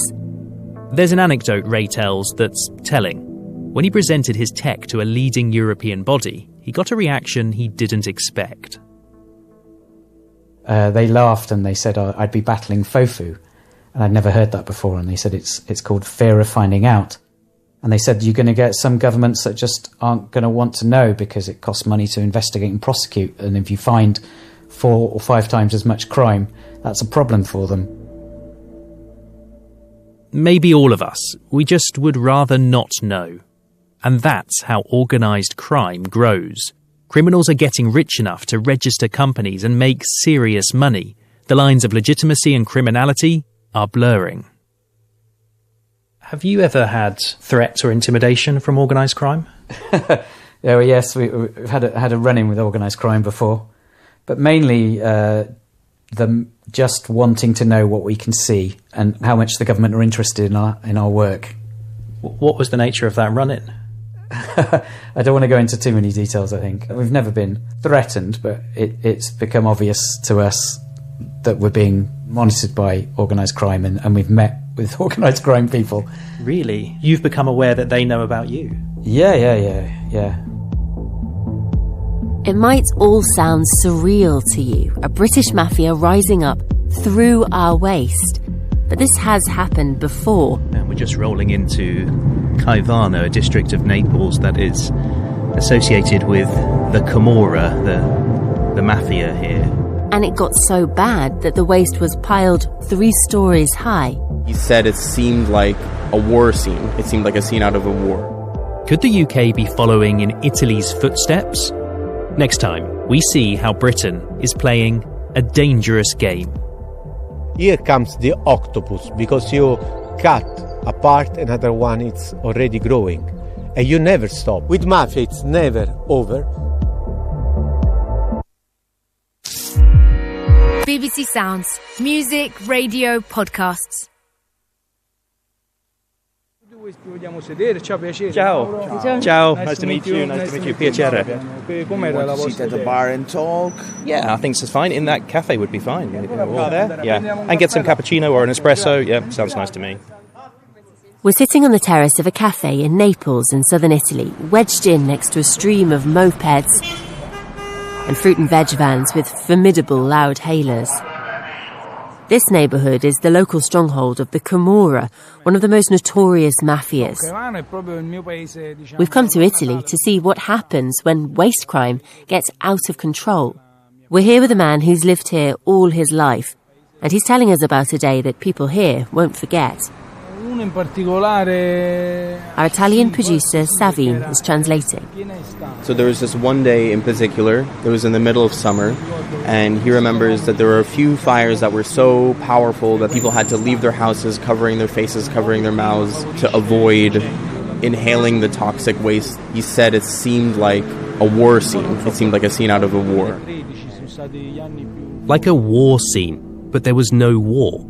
Instead, it was the climax of a crisis created by the Camorra. Those fires were burning pyres of waste. It's a warning to the UK of what happens when a mafia is allowed to go unchecked. But are we listening? We're Dan Ashby and Lucy Taylor, and from BBC Radio 4, this is Buried, the story of one of the biggest environment crimes in UK history and a growing criminal underworld. Episode 7, How to Make a Mafia.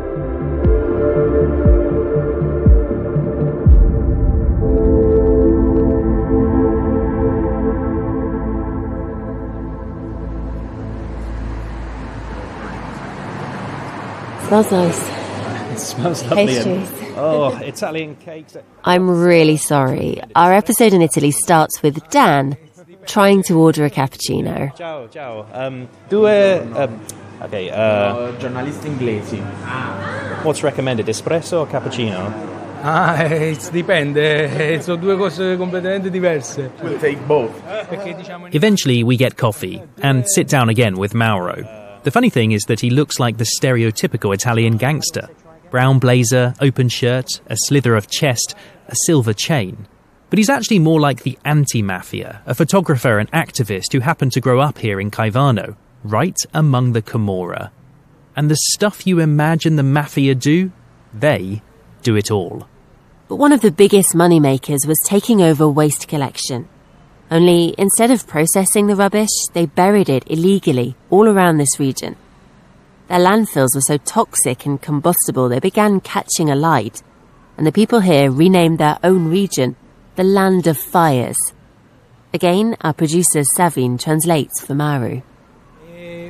It was impossible to not notice that there was something going on in this territory, that there was constantly columns of smoke coming out of the countryside.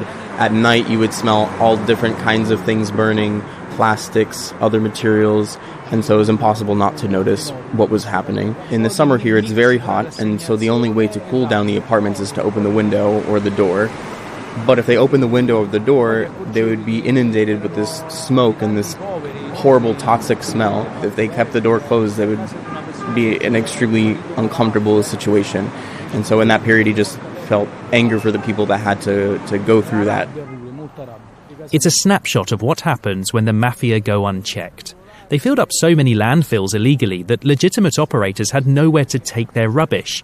And then mountains of waste began building up on Naples' streets. It was a very difficult situation to live in, that sometimes in the street it would smell so bad, and occasionally the garbage would be stacked up to the first floor of the building.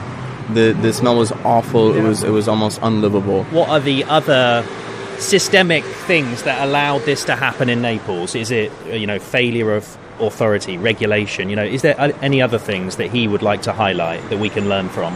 He says the institutions didn't do anything to make sure that laws and rules were being followed. He said that maybe one person closed their eyes, and that's kind of what started this vicious cycle of ignoring what the problem was.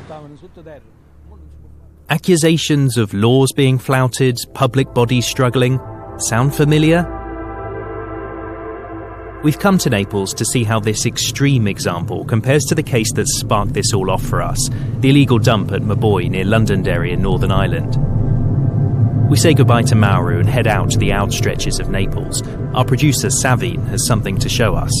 The pink blocks of apartments fall away, and there's the odd farm field or grass plain. And then we're rolling up to what was the Comora's biggest illegal dump.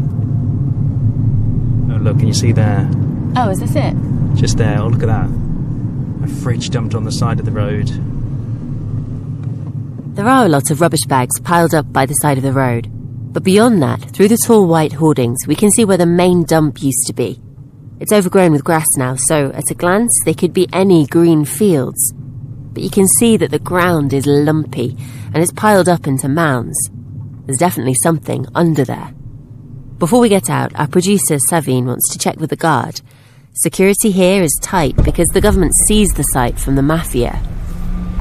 Jumping back in the car, let's get the verdict. He said we can make observations from the streets, but there's nobody to talk to inside. Our driver points behind us to some murals in memory of an Italian reporter. He was killed by mafia, a journalist, independent radio. So I think these guys are hopefully pro-journalism. Yeah, maybe. Well, I don't know. They're at least against the mafia, so we know that one. We drive a few minutes down the road and jump out at a spot where we can look in.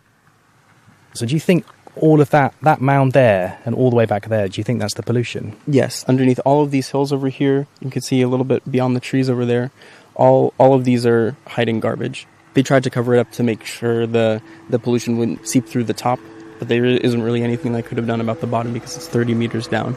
Even that in itself is a bit shocking, isn't it? 30 metres down from here. So crazy how similar this is to what we saw in Northern Ireland, in a completely different place, but in the same sort of location, just outside a major city, the same sort of scale. Just crazy to think of it just replicating itself over and over again across Europe. And the weird thing about that is not that they copied this. I don't think it's that they knew this and they copied the model. It's just that the model makes so much sense that it's happening again and again and again, that it's so easy. Yeah. It's self-replicating. UK illegal dumps that look like Italian ones, organised crime across the UK that's growing just like it did in Italy, and a mess of failed regulations and law buckling under the mountains of our waste. Sound familiar? Being in Naples, all of this feels so much more present. I just want to say, as this series goes on, I'm just getting more and more angry that this happens. I think for years we've thought that it's the mafia that is causing toxic waste, illegal waste to grow. When actually, listening to this, I'm starting to wonder whether it's our waste that is making the mafia grow. There's someone who can help us with that. Come with me. To introduce you also a bit of people, because we are really ready to eat. Sergio Nazaro is an advisor to an Italian anti-mafia parliamentary commission.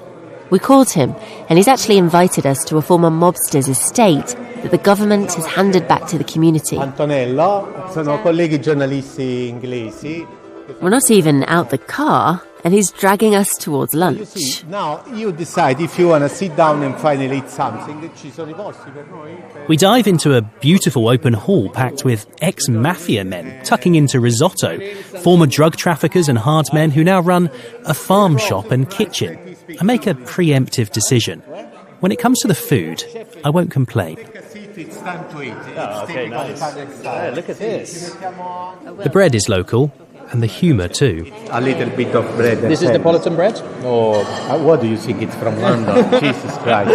You know, just eat it. After this, there is nothing that you can call bread. I don't often eat fresh bread like this. I know. You work for BBC. You're a poor guy. You know, it's just about Genoma. You know, it's not your problem. So, whether it's teasing, taking on the mafia, or just talking, Sergio is relentless. But you can tell he loves this estate. It's just a little piece of hope for him. We walk out into the courtyards and farmlands surrounding the villa, where they rehabilitated ex-gangsters and given them a new life. We're on Via da Mafia. Via la Mafia, this is a nice joke because this means like go away, mafia, you know, Via, that means street but also go away.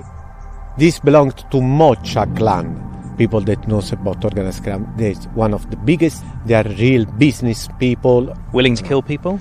Oh yeah, alright. I mean, absolutely, yes. It's one of the most dangerous because they use extreme violence and they knew business. Unfortunately, we're not here to talk about how Italy took on the mafia. We want to know if the UK could get a mafia of its own. We know there's organised crime in the UK. We know it's growing. Is it possible there could one day be a mafia, or even now be mafia in the UK? That's finally a right question. Because if you have an organised crime group that spend a lot of money, we are talking about 100 million euro, they can buy everything. And if you buy part of the institution, yes, it becomes a mafia. Here comes the octopus, because you cut a part, another one it's already growing. And you never stop. With mafia, it's never over. I think people in the UK, when they think of the mafia, they think of drugs and they think of guns. But is the truth that waste, rubbish, is the real money maker? It's one of the real money maker. But 30 years ago, it was just like, don't show me trash in my hometown. Do what you want. Yeah, that's right. And so the magic was to transform the everyday waste in gold. And that's the big difference, isn't it, between cocaine and waste. For waste, they pay you to take it away. You're not investing any money. Someone pays you to do it. Bravissima. In Italian, bravissima. Right? Right like that. You are needed. Trash, waste can control politics. You could overthrow a major, a politician, a full government. Because if you have trash on the first, second, third floor for 1 month, you have civil war. You have not an emergency. You have a civil war.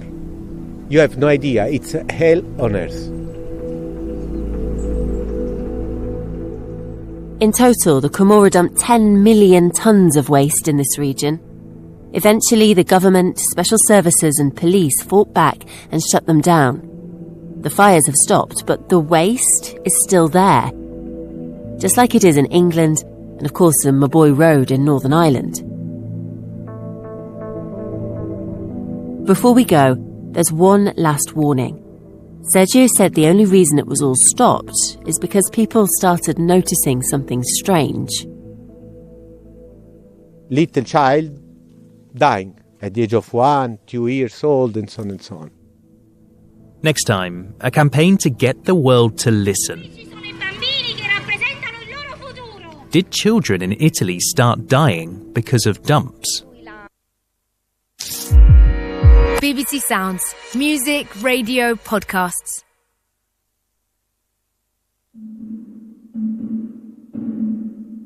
Siamo tutelati dalle istituzioni. Abbiamo quello smog in tutti I modi. It's late one evening in 2015 and a group of protesters have gathered in a district of Naples in southern Italy.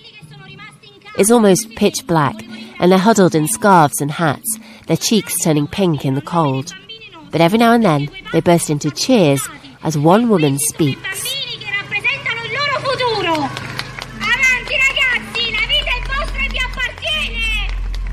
People watch on from the apartment blocks above. It's not a place where this usually happens, the home of Italy's notorious Camorra mafia. But a boy jumps onto a rusted pickup truck and yells that he doesn't want to die.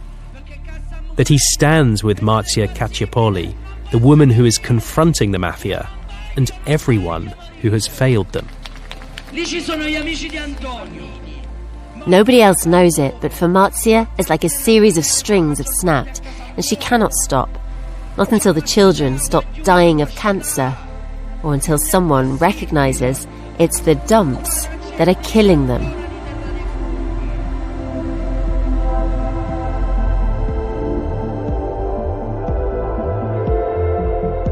We're Dan Ashby and Lucy Taylor, and from BBC Radio 4, this is Buried, the story of one of the biggest environment crimes in UK history, and a growing criminal underworld. Episode 8, The Screams of the Dead.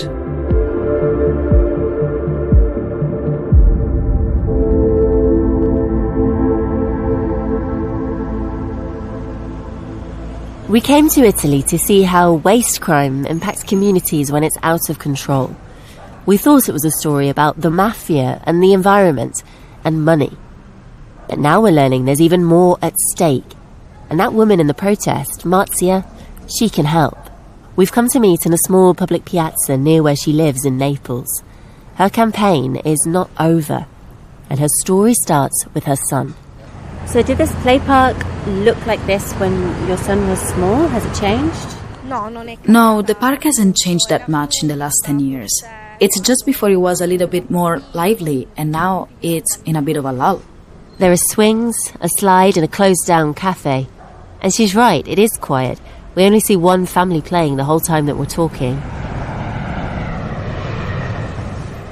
But it's on the flight path for Naples Airport, and every few minutes a jet flies overhead, so low you can almost wave to the passengers. Marzia and the other people around don't even seem to notice. Shall we sit here? See.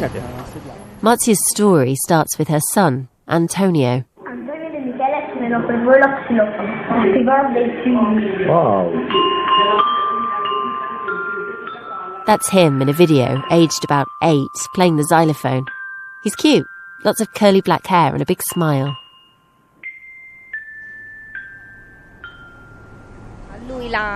Antonio would play music with his friends, and so the house would always be full of music and kids laughing.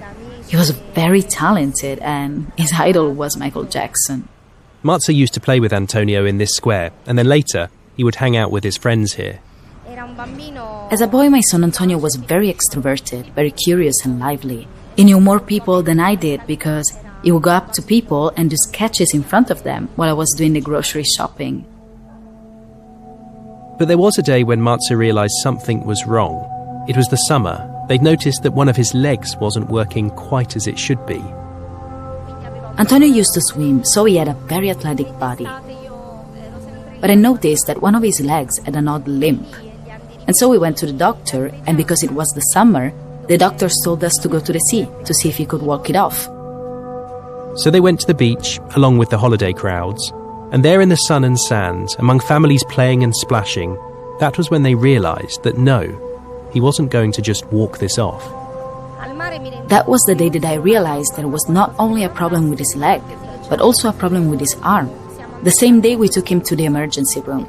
They took him in for an MRI scan, and I was watching him from behind the glass, and I saw the doctors go into the room. They were touching his face, and I could tell by their faces that it was something pretty serious. That must have been a horrible feeling.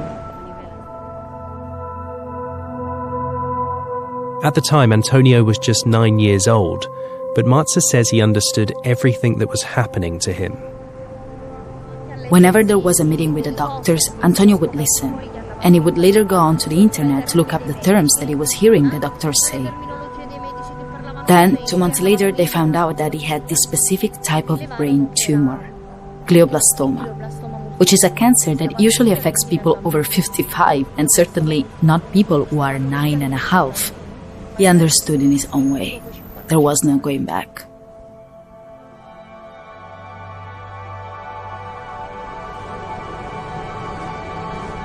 So what was it like when you finally had to return home here? We came back to Naples with my son in a casket, and I could not comprehend that that was my son in the casket.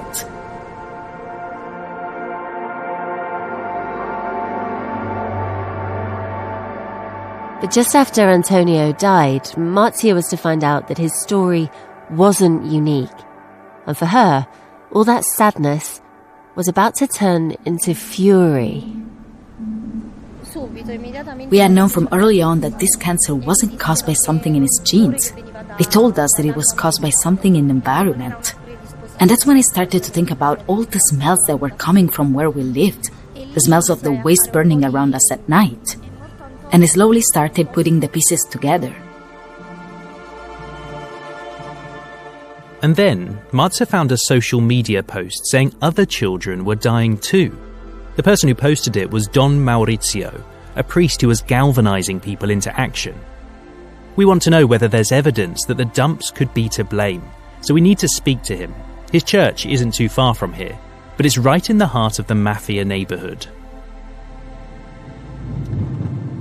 And we're just rolling into Caivano, a district of Naples that is associated with the Camorra, the Mafia here. And our Italian team really noticed things a bit different, a little bit more, I wouldn't say on edge, but just to be a bit more careful.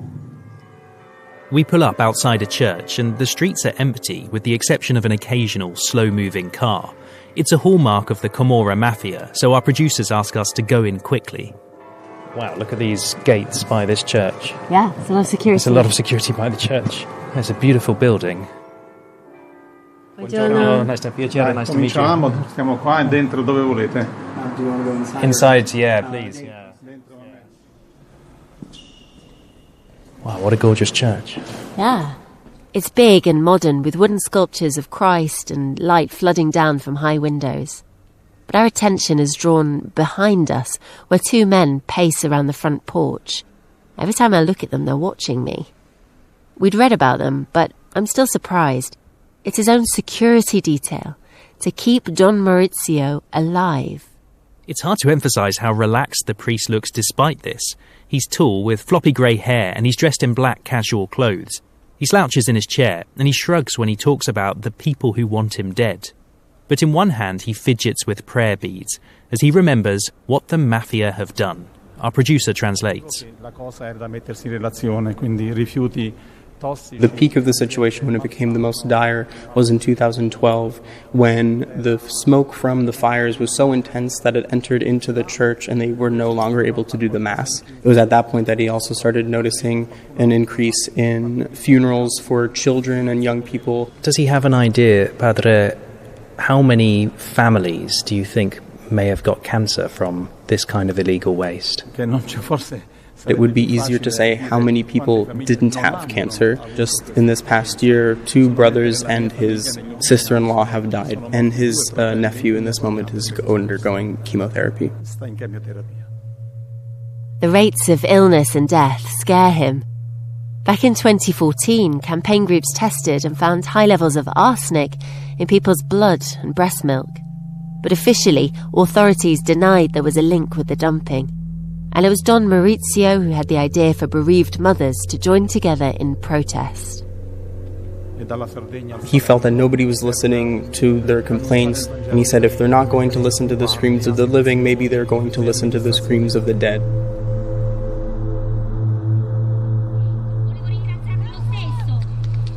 And that's how Marzia ended up at protests, confronting the Mafia, demanding more studies into the cancer rates.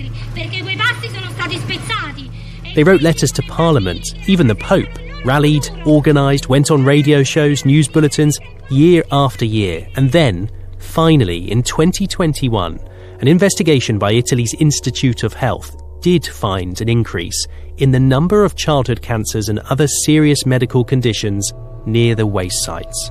It recommended further testing. It was a victory, but at so much cost. Does he feel anger? That it seems to me the tragedy of this story is you have people making a lot of money, the Mafia, at the top, and the people paying the price are children, right? Obviously, he feels the emotions of any of the other people around him. It's one thing to, talk about a dead child here or a young person that's dead over here, but it's another thing to watch them. He used the Lusha as an example, someone he saw being born, he grew up with, he saw developing into a person, and then the next moment he has to put him in a coffin, close his eyes, and console his mother while they have to bury him.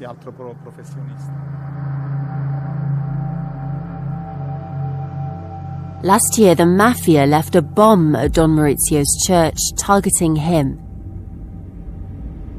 It exploded on the front steps late in the evening. Fortunately, he wasn't there. Before we left, he told us he's not afraid. Marzia is still campaigning for more studies, and her group helps other bereaved mums. They too speak out against the mafia. I wondered, have you ever been threatened, or are you ever scared? Not direct threats against me, but definitely pressure from organized crime in the area. Am I scared? No, because the most scared I've been in my life was when my son was dying. Now I take my strength from other children like him, like this one we see here in the park around us. There's a baby on the swing behind us, and my mind spins. What crimes already committed will shape the course of her life? She'll never know. And we won't either. But Marzia has a final warning for us. Perhaps it's already been happening where you live. This isn't new. It's just that now you've seen it in Italy, your eyes have been open. Perhaps if you start digging in certain places in the UK or the US, you'll find ways that you didn't even know was there. It raises a thought. Joe Ferguson, the trucker whose deathbed tape started us on this story, died of cancer. His wife died of cancer. His young son died of cancer. And that sets us on a journey back to Derry, where this story began. Next time, we discover Joe Ferguson's battle to find out if his community was being harmed.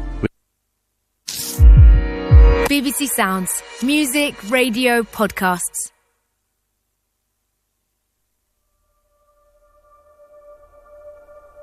I knew what was in front of me. I knew the steps was taken, and I wasn't backing down. We're back in Northern Ireland with two youth workers, and they're recounting a day when they decided to break the law. It was 2016, and they'd planned to block the road to the port in Londonderry as a protest. I had planned to be arrested that day, and I've done all the precautionary bit. I left my phone behind me and stuff like that there. They'd found out about a secret report that looked into potential links between the area's pollution and people's health. They couldn't understand why it hadn't been published. They wanted to see it, to get to the truth. We're doing something important, we're doing something for the community here. I feel we have to do. I felt duty bound to do it. And with them was Joe Ferguson, the trucker whose tape started us on this story. Anything I tell you, it'll go for truth. Joe Ferguson was with us. He did come in. He was ill by this time, but he went along with his two friends for moral support. He was with us that day. We walked down that road. He was involved. They hadn't done anything like this before, but they felt they were doing the right thing. And I remember standing on the road and I said, we're going for this, like.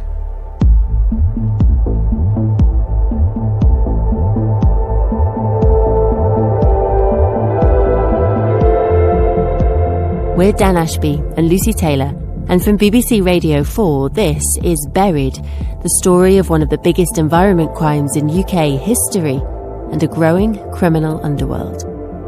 Episode 9, Fear of the Unknown.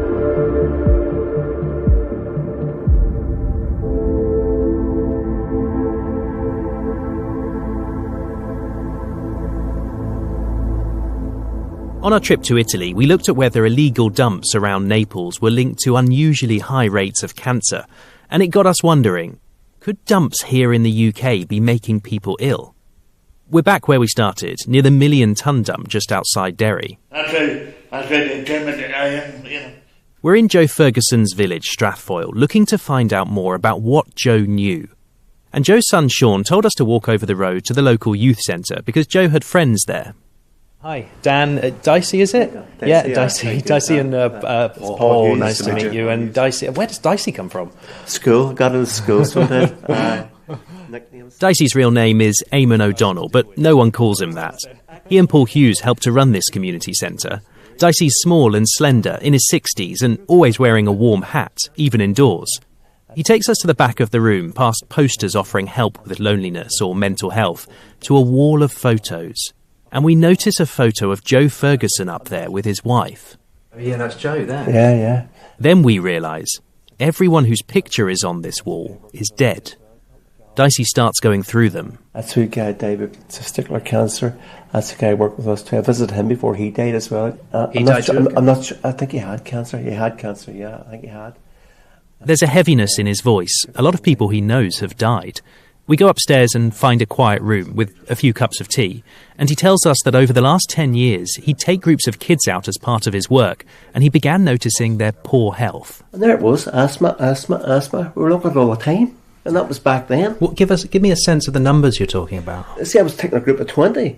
You're talking about maybe as high as maybe 8 in that group with some disorder somewhere, and it seemed to be all health related and connected. Paul remembers an official statistician even flagging up the number of local people with multiple health problems. We are 57% more likely to be relying on multiple prescriptions, going by the statistics in Strathfield and Maydown, in comparison to elsewhere in Northern Ireland. He told us that from memory, so we checked, and it's actually 54%, but his point still stands. The rates are high. I mean, Dicey, are you affected when you see, we're talking about kids with asthma, we're talking about, you presumably know people here who've had cancer and died from cancer. It hasn't been easy because I know there's underlying causes what's happening. And as I said, the funerals go past here. The chapel's up there. Most of the funerals go this way. And Strathfield is an area where people are affected. In 2012, the local newspaper The Sentinel reported that in their area, a small ward, there were 108 cancer cases in just 2 years. A year later, the Northern Ireland Cancer Registry confirmed that lung cancers were nearly 60% higher here than elsewhere in Northern Ireland. In other words, it was a cancer cluster. Northern Ireland's Department of Health blamed smoking rates, but Dicey wasn't convinced. Now, we've spent a lot of time working out how to report this because it's not straightforward. We're looking into the Maboy dump, but many here are concerned about pollution in general, from dumps, yes, but also air pollution from nearby factories. And when it comes to illness, it's really hard to find specific causes, but we think this is worth unpacking.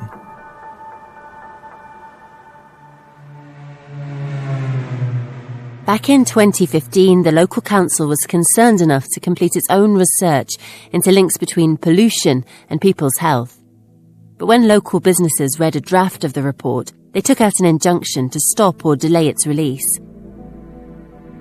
And that's how we get to Dicey, Paul and Joe, preparing to try to shut down access to the port itself to try to get the health report published immediately. We had tried to get it published. That was the last resort. They marched into the main road, put up banners and refused to move. It caused chaos. Just on the top of Port Road in front of the big welcome sign, but it's a major sort of junction, and the traffic was tailed back at that stage then sort of 3 or 4 miles. Dicey and Paul were arrested, but in some ways it worked. A magistrate let them off and commended their moral stance. And finally, the council released the report. It's not easy to find these days, but there is a woman who has a copy. Dean told us we had to track down the so-called pink ladies. And no, sadly, they don't wear pink jackets and sing songs about Sandy. They're a cancer support group. 7 years in remission. Jackie Lockray joined them after surviving breast cancer. It started off with my mum was a pink lady, and a year after mum passed away, I was diagnosed with breast cancer as well. Couldn't get my head around it at all because I'm ex-competitive swimmer, always looked after myself, so I'm not one of the typical, did you smoke, did you drink, did you do all of those kind of things. I would consider myself very healthy, so I was in total shock. We meet up above a community cafe in central Derry, and after chatting a while, she hands me a copy of the impact report to read aloud.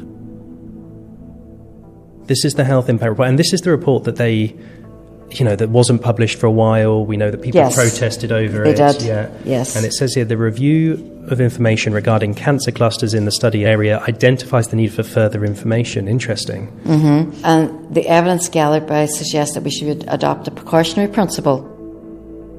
In a nutshell, the report recommended the council should commission a new health study to look at environmental factors and cancer rates in certain areas. We thought we'd do our own research, so we partnered with Northern Ireland's Cancer Registry to look into cancer rates around the dump. Hello, Northern Ireland Cancer Registry? Yes, Dan from Radio 4. I've got an interview with Dr. I think it's Damien. Damien, yes. Yes, yeah. I don't think he's actually in yet, but... no, I'm a bit early. Yeah, thanks. And they were really helpful, even getting a researcher to look into figures from the last 10 years. Here's Dr. Damien Bennett. What we found is that the rates of new cancers in the area of interest weren't significantly different from what we might expect. We're looking at the potential links between legal landfill and cancers. Is there a chance that it's just too early to know? I think in relation to illegal landfills and cancers, what we need to think of there is the mechanisms by which that might happen. And from a cancer registry perspective, we wouldn't have the level of detail to be able to say whether there are links. But from just looking at the cancer stats, they say there's no cancer cluster. Joe's village, Strathfoyle, does have 20% higher rates than the rest of Derry, but it's a village of 2,400 people, and that 20% rise is within normal variations. We took that back to Jackie from the Cancer Support Group to see what she made of it. I went to Northern Ireland Cancer Registry and they've said there's not a cancer cluster here. There's 20% higher levels in Strathfoyle, but that's within the normal variability, they say. There's not high enough correlation for them to be worried. What's your reaction to that? Well, first of all, we're a cancer support group. We are not a research group. We're neither medically nor scientifically trained. So all we can do is give you anecdotal evidence from the people that come through our doors. So we are seeing it's nearly a 33% increase from 2017 to now. And it seems to me that every time I put this to whether it's a research body or whether it's the authorities, the answer is, well, people smoke more there, or people's lifestyle's not as good there, and it's got nothing to do with the environment. Yes, that is one of the arguments, and they probably have the data to support that. Again, all I can say is anecdotally, and from talking to people in the area, we are seeing an increase in unusual cancers, on childhood cancers. So, all I can tell you is anecdotally, those figures don't match with what we see on the ground. So, just like in Italy, people are worried, even though we don't currently know of any ways the dump's toxins can reach people's bodies. The campaigners say, at the very least, there needs to be more research. The council's report recommended a review of the information, but they didn't directly answer our question about whether that had happened. Instead, they said all of the recommendations are being progressed. 7 years on, the campaigners say they believe it hasn't happened. And on the rates of asthma and other health problems, there are no studies at all. They may all be caused by smoking, or it may be that we just don't know. The authorities might say, if we say we think there are cancer clusters around here, there are too many people ill, they might say that's nothing to do with my boy. Do you think that's fair? My boy is the accident that's waiting to happen. We went on the protest about it. We just started saying, dig it out, dig it out. And the only solution for my boy is to take it out and remove it from that spot, because I'll never feel reassured till it is. Joe Ferguson felt moved enough to support an environmental protest, but Dicey says he died feeling, in his own way, culpable. I remember going down to see him before he died.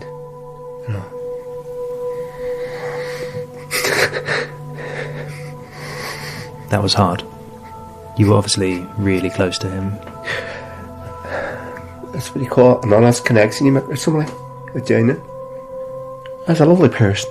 Lovely, gentle person, He was very open and honest. You make an honest connection with that person then. Yeah. Why was he so determined to get the truth out and justice? You see, this was determination he had in him, that like that spirit, and I think he wanted to atone more than anything. Yeah. He felt guilty. I think so. Yeah, I think so. Yeah.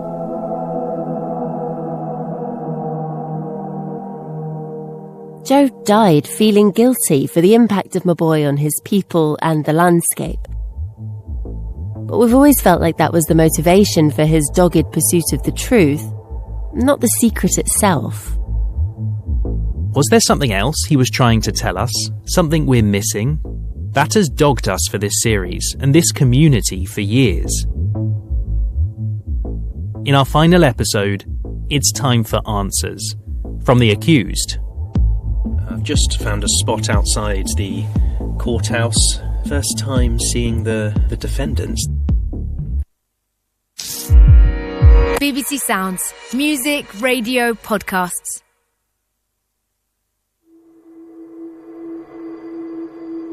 In September 2022, going on 10 years since the Maboi dump was exposed, something unexpected happened. Remember the businessman, Paul Doherty, who was confronted at the golf course? You can go and speak to my solicitor, please. We have done. I've written letters to you for months. He pleaded guilty to a number of charges of dumping waste at Maboi, including keeping waste in a manner likely to pollute the environment or harm human health. Jerry Farmer and his company, City Industrial Waste, pleaded guilty too. I've just found a spot outside the courthouse. First time seeing the defendants. In November, they were due to be sentenced. That day, Dan was the only journalist in court, but he never did see the defendants. How was it? Unbelievably, it's being delayed again. The sentencing's being delayed again. Oh no, I really felt like this was going to end today.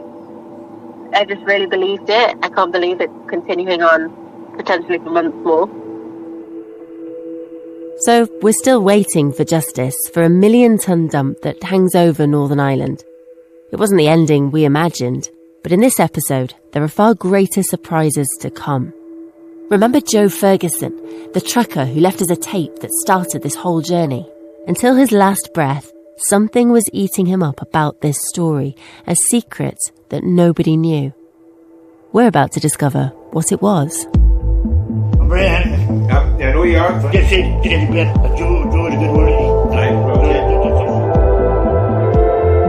We're Dan Ashby and Lucy Taylor from BBC Radio 4. This is Buried, the story of one of the biggest environment crimes in UK history and a growing criminal underworld.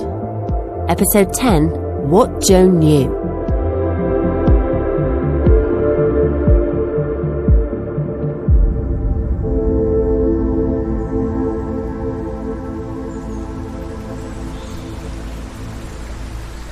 It is now time that someone speaks up for the Faughn and allows our rivers to have their voice heard. This river is very First, special. we're back at the beautiful River Faughn, near where the dumping all played out.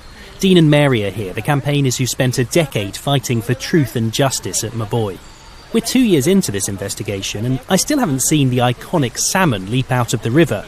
But I accept, you can't have it all. For clean water, recreation, cultural memory. And That's Maeve O'Neill you can hear, a councillor and fellow campaigner with Dean and Mary.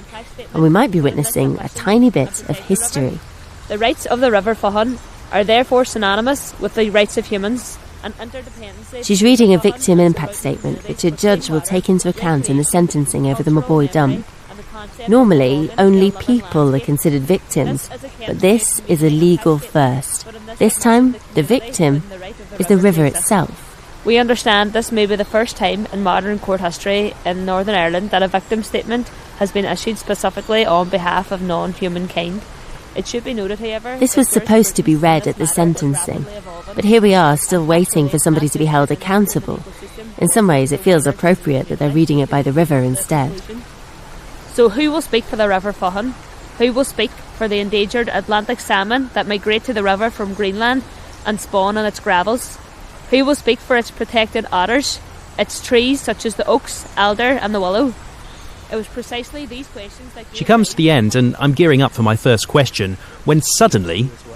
Salmon! You must have... Salmon. Wow, Oh my just at the end of the statement. It's like you Dean, it's like you ordered the salmon to jump. Did you hear it at least? And a salmon jumped out of the river just at the end of the victim impact zone. It feels like we should end the series here with the salmon leaping out of the river. But we're investigative journalists, we don't do happy endings. There's 1 million tonnes of waste still in the ground, toxins flowing, and for Dean and Mary, a 10-year battle, and they still don't feel like their fight is over. It's not just about the opportunities that are being created by criminals, but it's about the serious failure of our planning and regulatory systems, and no one within those systems has been held to account. And I think there'll always be a reason for not having a public inquiry, because I don't think the powers that be actually want that public inquiry, because I think that we'll all find out that they in some way are guilty in this whole process. There is one person who can't be here. Anything I tell you, it'll go for truth. Anything you're playing on the Joe Ferguson, the man who was still looking for the truth on the day he died. I decided to swing round his son's house again. It's always bugged us why Joe never stopped, even after the dump was exposed. It feels like we've always been missing something. And we thought I should ask Sean that question one more time. And even at this stage, Joe is convinced that there are things out there that have not been told about this story. He's convinced that there's cover-ups, that there's more. So I sit down quickly. This might be the last time we ever meet. And I just start trying to puzzle it out with Sean. Are we sure we know everything? This time, there's something different in the way Sean speaks, like he's weighing something up. The cancer broke the bones in his back and basically left him not able to walk. And he was dragging himself out of the house and still going down to the site. Wow. He kept going down to that site for a reason. What was that reason? I'm starting to accept we may never know. Like, do you know why he kept going after the dump was closed? Because he knew... Sean begins answering, and then just trails off like he's considering something. And then... He has left a book. He left a book behind him. He actually told me to never look at the book. Right. But I have the book. Have you looked at the book? I haven't looked at the book yet. Oh, wow. I haven't looked at the book. But I actually don't know what is in it. Would you let us look at the book? That is not a problem at all. Sean's wife, Linda, holds up a notebook. She says she's been keeping it ever since Joe died, and she puts it in my hands. Okay, and there's a small silver book. I'm astounded. Even now, Joe Ferguson is surprising me. And then Linda and Sean simply say, "Take care."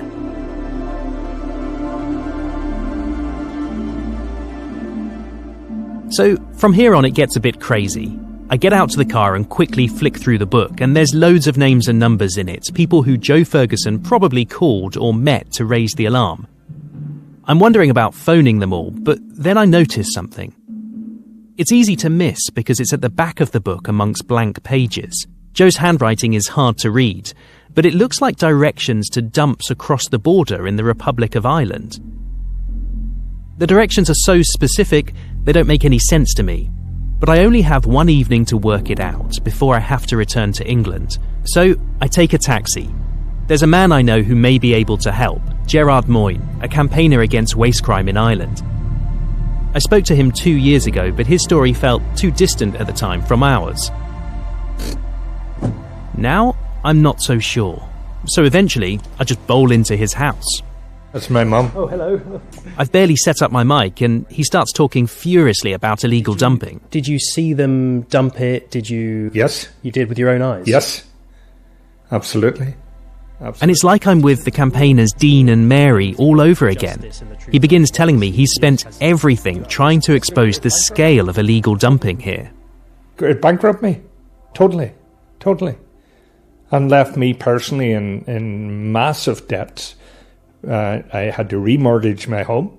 So yes, did I lose the family business? Yes. Do I feel aggrieved? Yes. But as anyone would tell you, including Dean, I'm 27 years campaigning that people involved in the dumping of waste up here are brought to book, even if that justice is minimal. You want a shred of justice? I want a modicum of justice. 27 years. Yeah, it's a long time.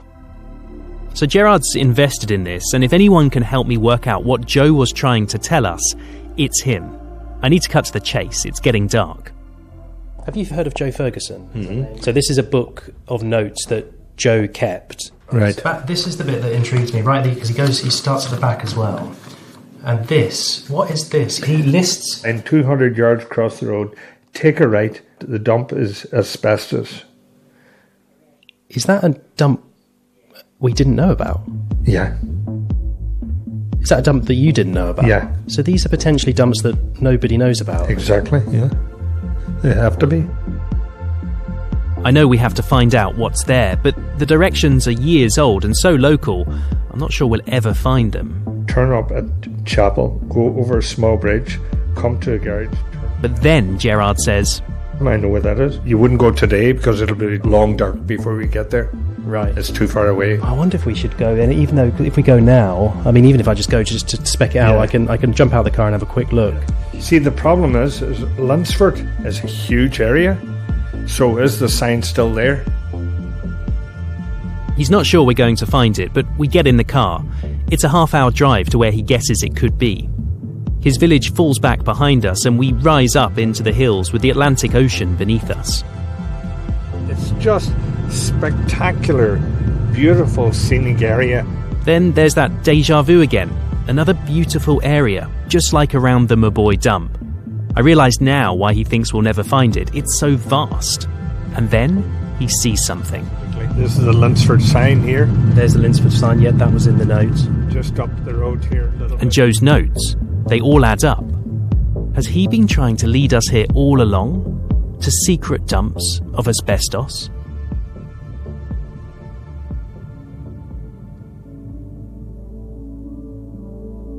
We've got no way of verifying if these notes are true. There may be nothing under the ground at all. It's like we're grappling with something just out of reach. This whole series has been a bit like falling into a different world. Anything I tell you is a ghost of truth. And softly spoken suspicions... All I kept saying to me was, there's cover-ups, there's cover-ups. ...into anger and fear. This information needs to come out. I think we all feel that this is going to happen again. In my view, we're sitting on a ticking time bomb. And the weight of carrying that all. I think he wanted to atone more than anything. He felt guilty? I think so. Yeah, I think so.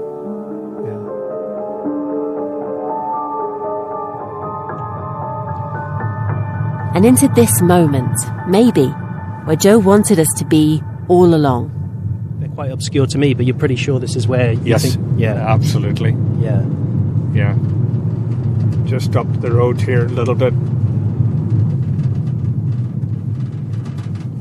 And this is it. This is it, yeah. I jump out of the car and I'm scrabbling up a bank, looking at the place he has led me to, wondering, like we've done for years, is this what Joe knew? You know what you should have to do? Put a ticket digger and dig it up. But maybe his point was that we could be scrabbling, searching for secret waste, toxins, another buried crime, almost anywhere. Because it's everywhere, and we just choose not to see it. The note about the sign was right, and this is it. Beautiful area, a school, a church, people living here, and yet again, a worry, a concern. What's buried?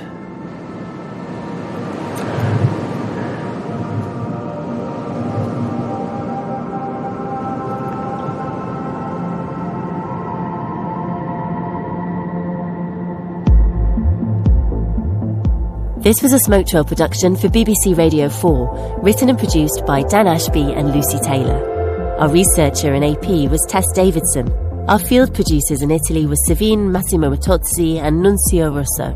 Sound design was by Yarek Zaba, with original music and sounds by Phil Channel. Our executive producers were Philip Abrams and Anita Elash.